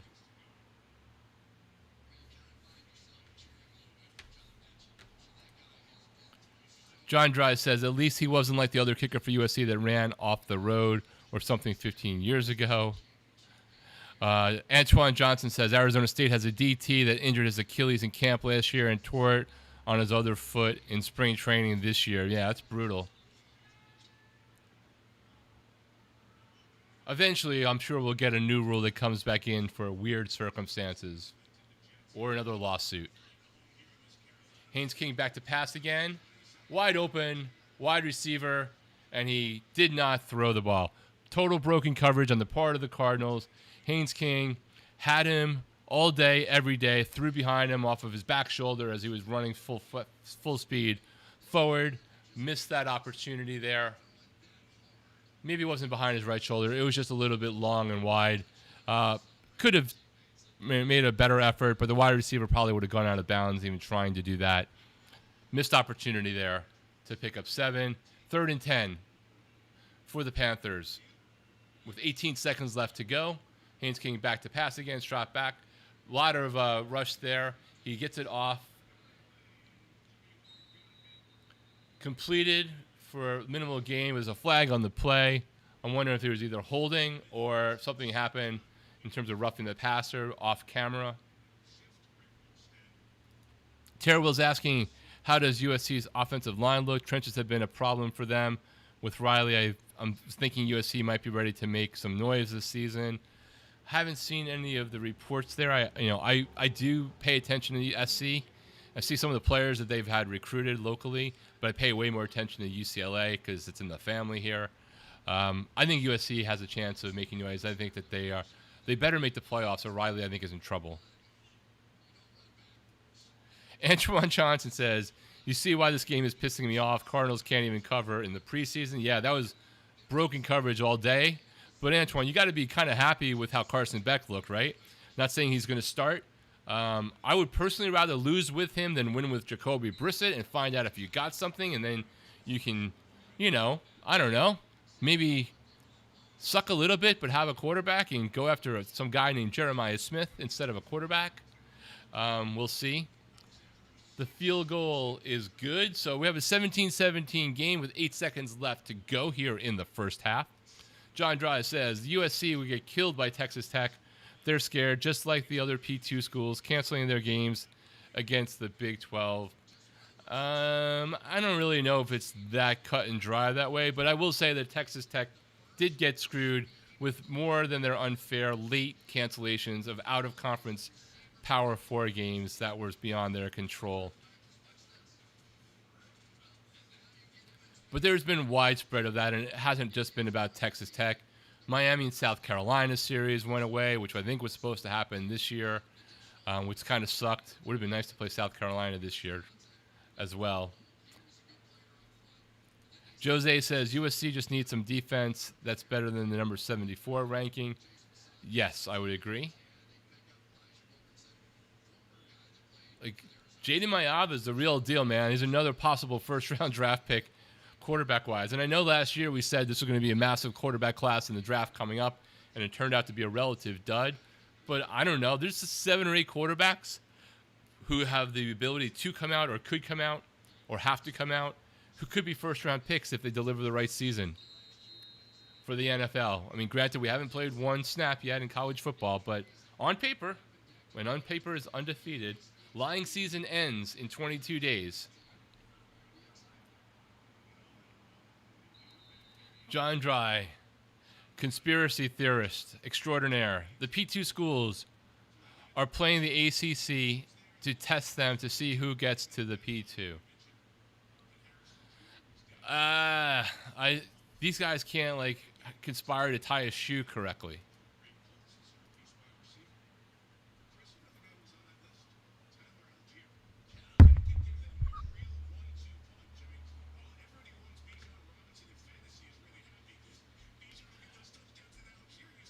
Coming up on halftime here again, please don't forget to hit the like button and subscribe.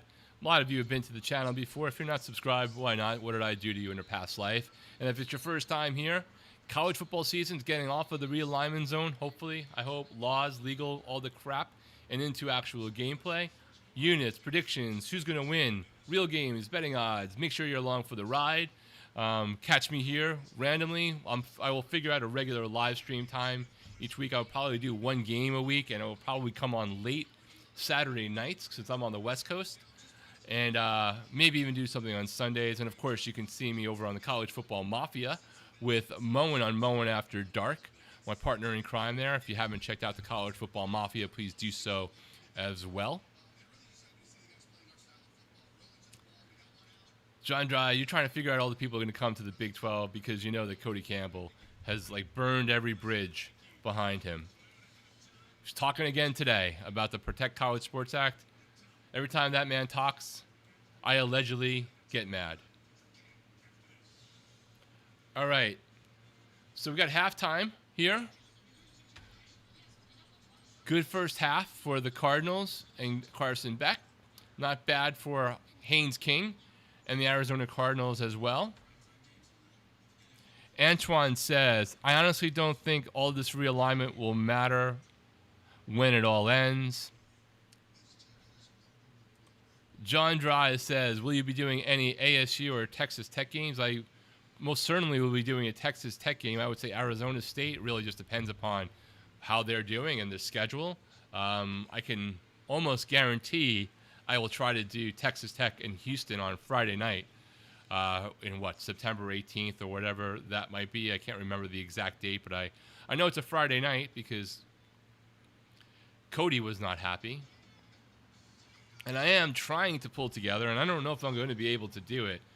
But since everybody seems to hate College Game Day, other than when Lee Corso was on, or the picks at the end, and I can't stand Big Noon, I'd love to get a few other creators where we just create our own, maybe sometime after College Game Day kicks off, because it is interesting to see the school and the reaction and all those segments, and sign off before everybody's doing the picks. And do like a creator-led Saturday morning college football game where we all stream it to multiple channels. Trying to figure out if I can get people interested in possibly doing that in a regular way without it being pure chaos. But that is something I'm thinking about doing as well.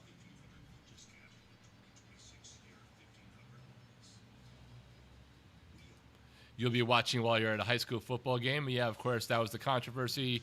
People not happy that Texas Tech's playing a Friday night game with how big Friday night high school football is down in Texas, among other states, but Texas for sure. If anyone's able to figure out whether Haynes King and Carson Beck are scheduled to come back in the second half, if you find it on Twitter, please let me know, because I will stick around to watch some more gameplay with those two guys. If we start getting into third string quarterbacks, journeymen, I don't need to see Garner Minshew playing or lining up for the Cardinals, which I don't think he's going to. But whoever's competing for fourth string or nominally competing against Carson Beck, or the same thing for Haynes King, don't really care much about that personally. But if you happen to catch news on Twitter one way or the other, please let me know.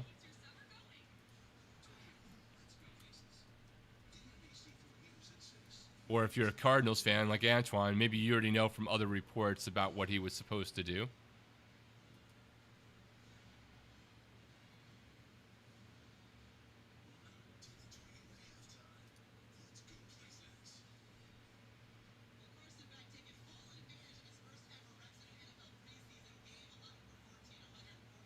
Cardinals Twitter seems to be pretty happy with Carson Beck.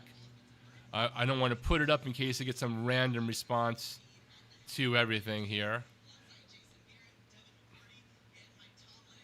There's comments like, I don't know whether or not Carson Beck will become a franchise guy, but Cardinal fans can legitimately dream it. And then there's the shots like this, like Carson Beck cooking practice squad players, future insurance salesmen, and janitors. I mean, what are you going to do? You can only play against who you're lining up. If he sucked against them, everybody would be down his throat, right? Others are saying Carson Beck has surprised them, will be a starter by week 6.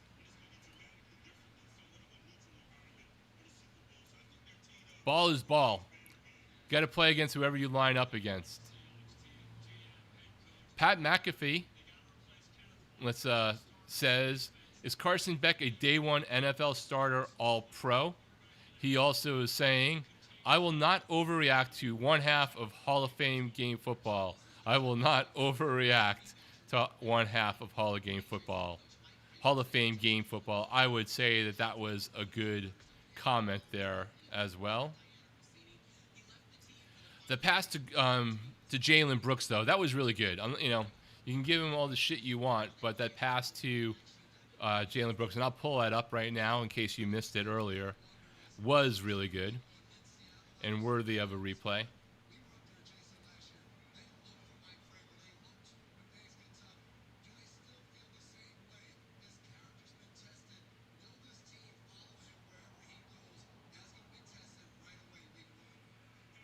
So let me, let's get a couple of good replays on the screen here from the game.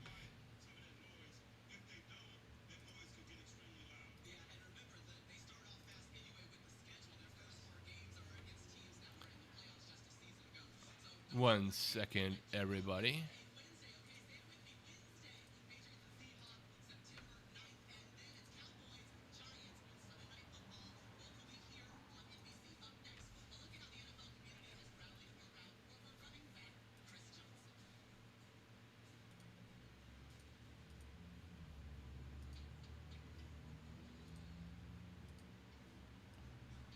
All right, let's do a little bit of this and that. Get the sound on. Brooks. Beck shot downfield, got a man. Oh, caught big hit and held on to. Wow. One more time by Brooks. Beck shot downfield, got a man. Oh, caught big hit and held on to. Wow. One more time by Brooks. Another touchdown pass from Carson Beck. He's got it for the touchdown. Carson Beck in the Cards inside the 5 for Fehoko in the end zone. He's got it for the touchdown.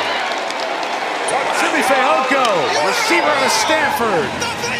And Beck with a nice touch. Cardinals fan, you gotta like Carson Beck in the Cards inside the 5 for Fehoko in the end zone. He's got it for the touchdown. Doesn't mean he's going to be the starter. Doesn't mean he's going to be make you never have to draft a quarterback next spring. John Dry says that would be awesome in terms of a college football show. It's funny that no one voted for Utah. Terry Will says, I think I watched Game Day once last season. I can't take that punter and Saban. I know you can't wait to hear the NCAA plan talk about the Save College Football Act. I can't do it. Beck looked good. John Dry says, that's real football right there. Yeah, it was an interesting first half. Exhibition football is what it is. It's like better than no football, but it's still exhibition football. If you find a rooting interest for it, that's one thing. I have interest in seeing how Carson Beck is, and now that Haynes King got in, I'm curious to watch him continue. After that, I'll be deuces. There is a really good channel that does a lot of live streams. They do pro football all year. And they've also done the college football playoffs and NBA playoffs, and then they did a great job around the World Cup. It's called Football Nation. I'm sure if you look it up on YouTube, I think his name is Mario. He lives in San Antonio. I would love for him to become a play-by-play guy for somebody, ESPN, Fox, whoever. He's better than most of the shit we hear from the professionals. He's pretty damn pro. He's developed his own thing. So since he kept me wildly entertained during the World Cup, give him a shout out. And if we sign off later and you still want to hear somebody talking about the Cardinals and the Panthers, about whatever random player that I have no idea is 97th on the depth chart, you can give that one a look and maybe bookmark it for later when the season begins. I found myself putting the World Cup on, hoping the World Cup was close to or behind sync, or pausing it and putting Mario and Football Nation on for the actual play-by-play, marrying them together so I was only a split second off because I couldn't take the Fox broadcast team on most of the World Cup games.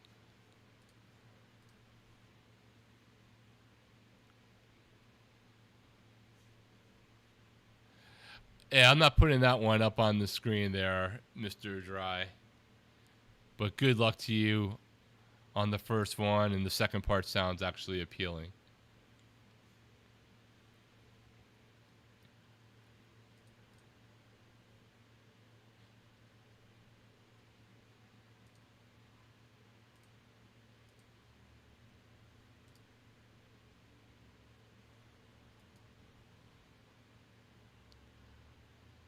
See if there's any more news in the college football world that could be interesting to talk about while we wait and see what does or doesn't happen in the second half from the college football writers.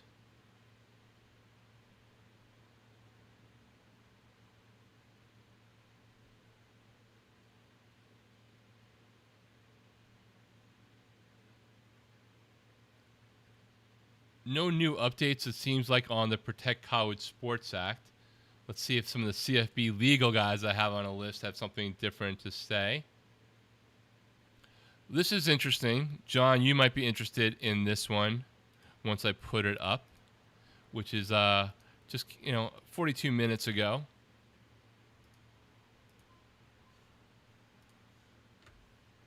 Coming from Darren Heitner, a sports attorney. He's not an agent. Sometimes he's referred to as if he's an agent, but he is not.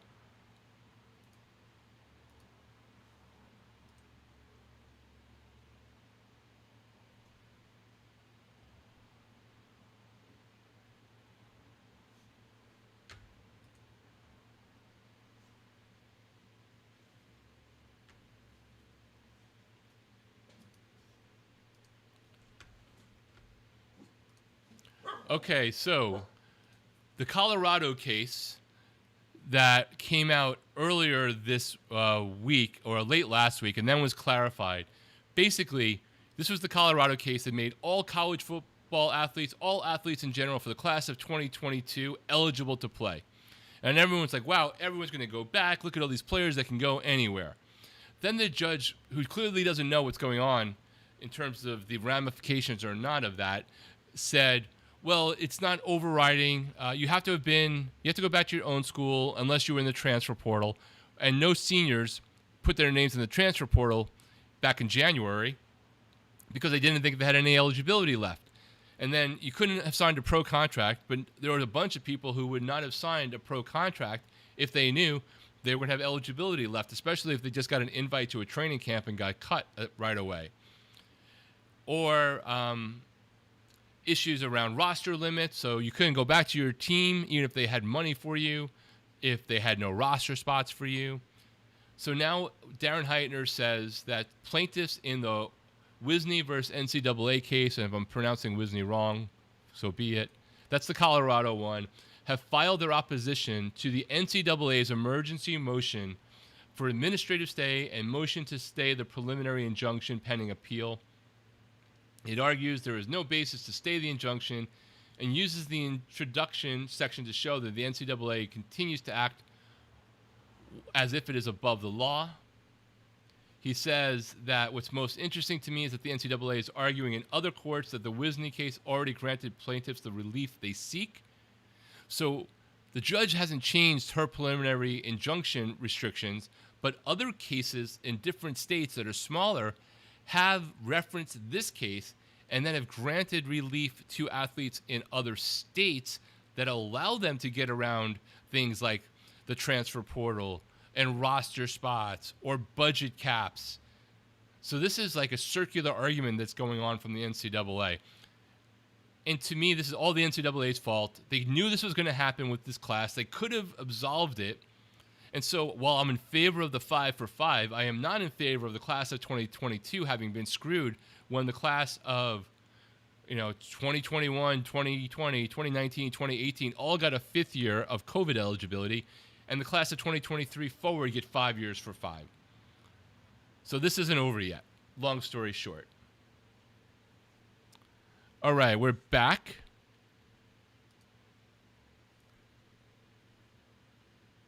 And it looks like Carson Beck is back in, so I'm going to stick with this for a while.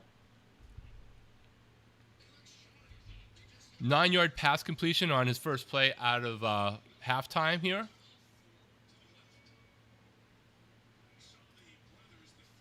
Second down play was a 4-yard run for Bam Knight, continuing to get burned here in the third quarter. 1st and 10 for the Cardinals. Again, this is a first season for Matt LaFleur. He's got Nathan Hackett as his offensive coordinator. Beck under center. Going to be offsides encroachment on the defensive line. Made contact. It should be 1st and 5 for the Cardinals after Twyone Malone Jr. went offsides.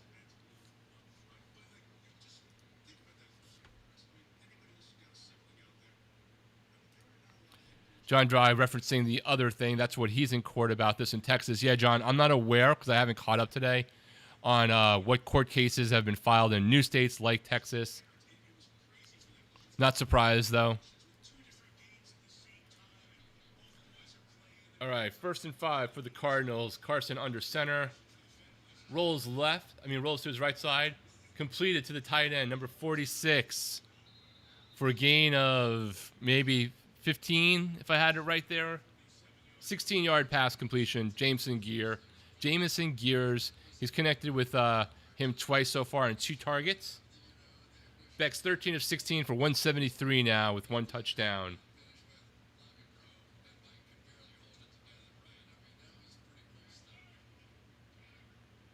Cardinals are now on the Panthers side of the field on the 46. Beck under center.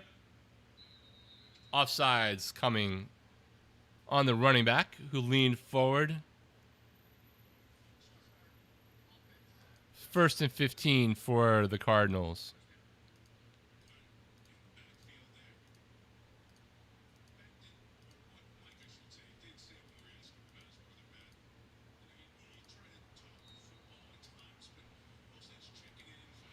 John says the NCAA is dead. Just make a P3 breakaway up to 32 schools each. I don't see any of that happening. It's not just about football. And you want passive potential deniability. Let somebody else take the blame. Beck hands it off to Corey Kiner. Goes for 5 yards. It'll be goes for 4 yards, and it'll be 2nd and 11.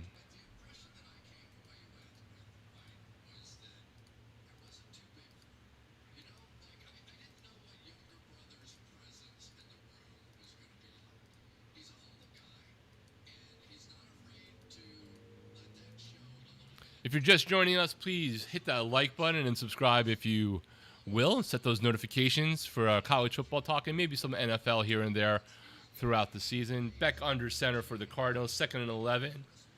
Drops back to pass. A little bit of pressure, steps into the pocket, dumps it off to the running back. Gain of 6, but there's a flag on the play.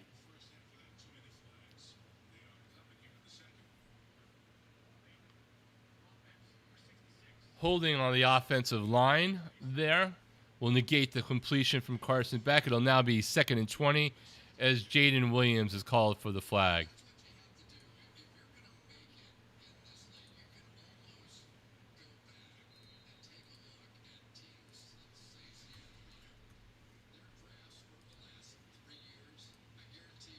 Jaden Williams is a 7th-round draft pick out of Ole Miss. You don't want to be getting called for penalties when you're a 7th-round draft pick. Carson Beck in the shotgun on 2nd and 20. Drops back to pass. He's looking over the middle. Completed again. A lot of backwards movement there, but fighting for some yards. We'll have to see where they mark it. But a nice sharp pass from Carson Beck again. He's looking pretty crisp now. He's in the rhythm. It's over to Reggie Virgil. That's his 2nd completion of Virgil. 3rd and 11 for the Cardinals. Reggie Virgil again, Texas Tech wide receiver. He was picked in the 5th round at number 143.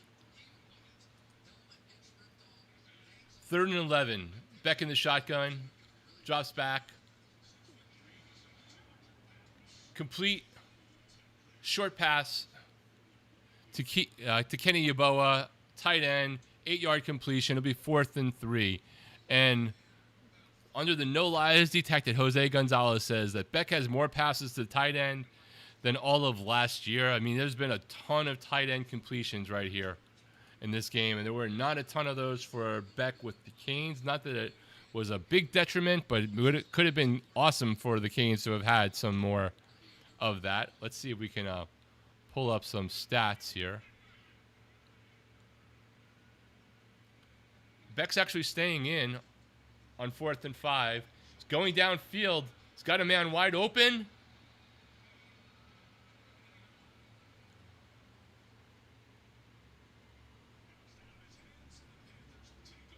Ball was dropped in. I want to see that replay. It was incomplete, but there was a nice pass, I think. Let's see. It hit him right in the shoulder pads as he looked back for it.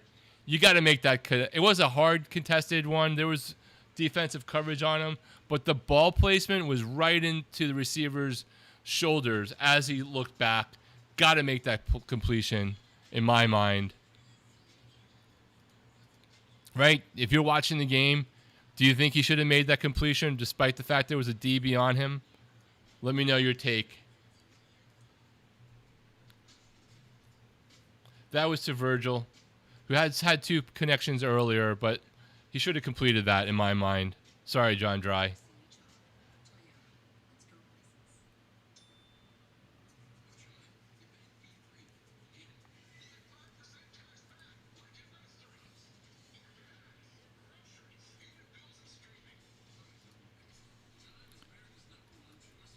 There was a nice touch on that one. I might be being a little bit of a homer, but maybe not.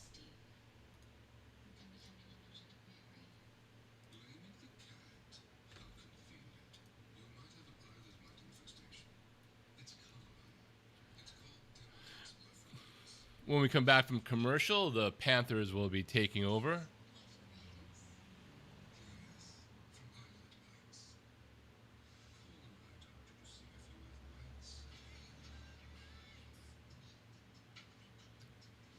Louis Riddick commented online after that missed pass that Carson Beck is throwing that thing. Chase Daniel, great interesting comment online right now, says, stop with it's only against backup takes. You know what I care about? Processing, ball placement, anticipation, footwork, and poise. Let's see if we could throw this up as we're in a TV commercial break here.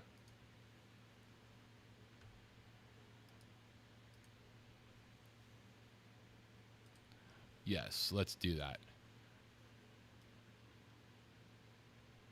So let's listen to Chase Daniels' comments here.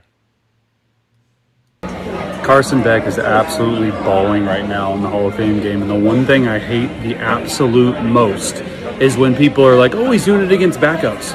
Good luck. Can you do it against backups? I absolutely hate that. The dude is balling, thrown for a touchdown in his first start ever. He's going to be the guy way sooner than people think. Don't say it's against. That pisses me off. Carson Beck is absolutely balling right now in the Hall of Fame game. And the one thing I hate the absolute... Positive comments there. Would love anyone's take on that last completion, or incompletion, as it were. John Dry says, you're good. Texas Tech has 3 tight ends that are awesome since Amarillo Tech has been stacked at tight end. I've spent way too much time in Amarillo in my life, but it was a long time ago. Jason Amara.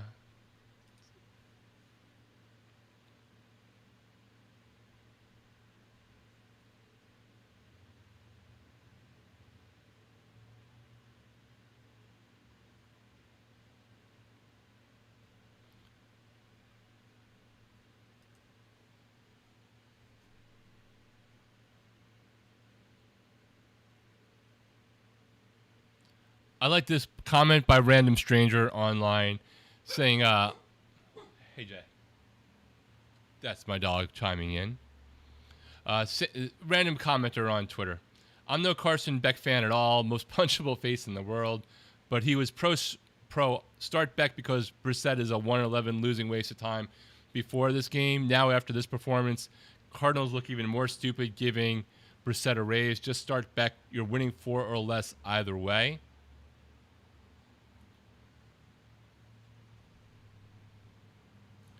Then there's idiot comments like Lions nationalist.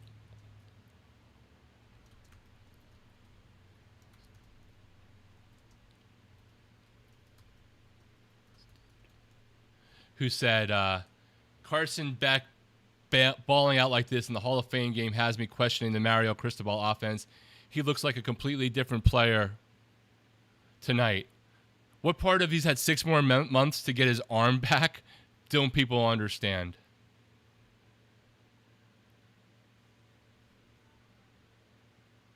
I'm definitely going to be curious to watch Cardinals YouTube after this tonight, see what some of those channels say. Antoine, if you're still in here, or if you're any other Cardinals fans that are lurking, what channels on YouTube are you watching for your best coverage of the Cardinals? I've been slowly discovering some, just like I did last year for the Titans, around the entire Cam Ward's first season, and I'm probably going to subscribe to a few to keep up on things that may or may not progress with Carson Beck throughout the season. So if you happen to catch this, let me know. I'm definitely curious what you guys might watch. Terwill agrees with Chase. John Dry says, I probably met you then. Yeah, man. I mean, maybe you did. It was a long time ago. But I used to have to go cover an account in Amarillo. So I've been to half those restaurants, stayed at the bed and breakfast that Oprah used to crash in when she was getting sued a long, long time ago. The Ambassador Hotel. Don't know if that exists anymore. And yes, when the dog comments here, then it's an official broadcast. All right, so we're back with the Panthers here. Sorry about the things going down. Where are we? Maybe I was talking too much and missed that the Cardinals got the ball back. Or the stream slowed down. Either way. Actually, Carson is out now. So now we got Keaton Slovis in for the Cardinals. Completes to Xavier Weaver. Now that Carson's out, I have way less interest in checking out Keaton Slovis. The John Jai says, yes, were you with the Opera? No, I just had an account to deal with there. Tied to Walmart land. Anyway. So that's all for Carson Beck. He finishes with 15 of 19 for 1 touchdown, 188 yards. I didn't see his QB rating. But with that, I'm going to stop doing the live stream portion here. Move on to probably wrapping up here. A little test run for the new season. Interesting to watch this with a few people instead of by myself. So I appreciate everyone who's stopped by. Not a lot of new news broke in college football around the things with the Protect College Sports Act. So I don't think there's anything we really need to further catch up on in that regard. If you missed it earlier, certainly go check that Purdue athletic director's comments. It's worth the humor moment.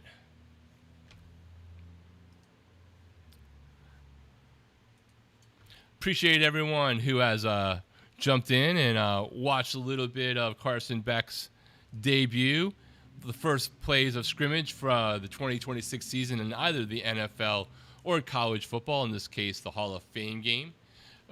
Exhibition, of course, so it's not exactly the most compelling watch, but it was fun to see Haynes King from Georgia Tech, Carson Beck from Georgia, and then ultimately from Miami, and I'm sure he'll be introduced as a Cane throughout his NFL career. At least that's what I would expect. They both look good. Both had some good moments. They can only play against who they can play. Not inducting them into the Hall of Fame yet, but I got to give them both credit. They handled their first snaps under NFL pressure in good form, so credit to both of them for sure. With that, I want to thank everyone for joining tonight. Please hit that like button and subscribe if you have not previously, and we will definitely catch you on the next one. And the next ones are going to be coming Fast and Furious. If you're a subscriber to the channel and a member, ACC preview episode is going to debut probably within the hour. If you're not, you'll be able to check that out early next week on the channel after the exclusive window for our members. You can always join and become a member if you want to support the channel, but I'll just take the like, and we will catch you on the next one, guys.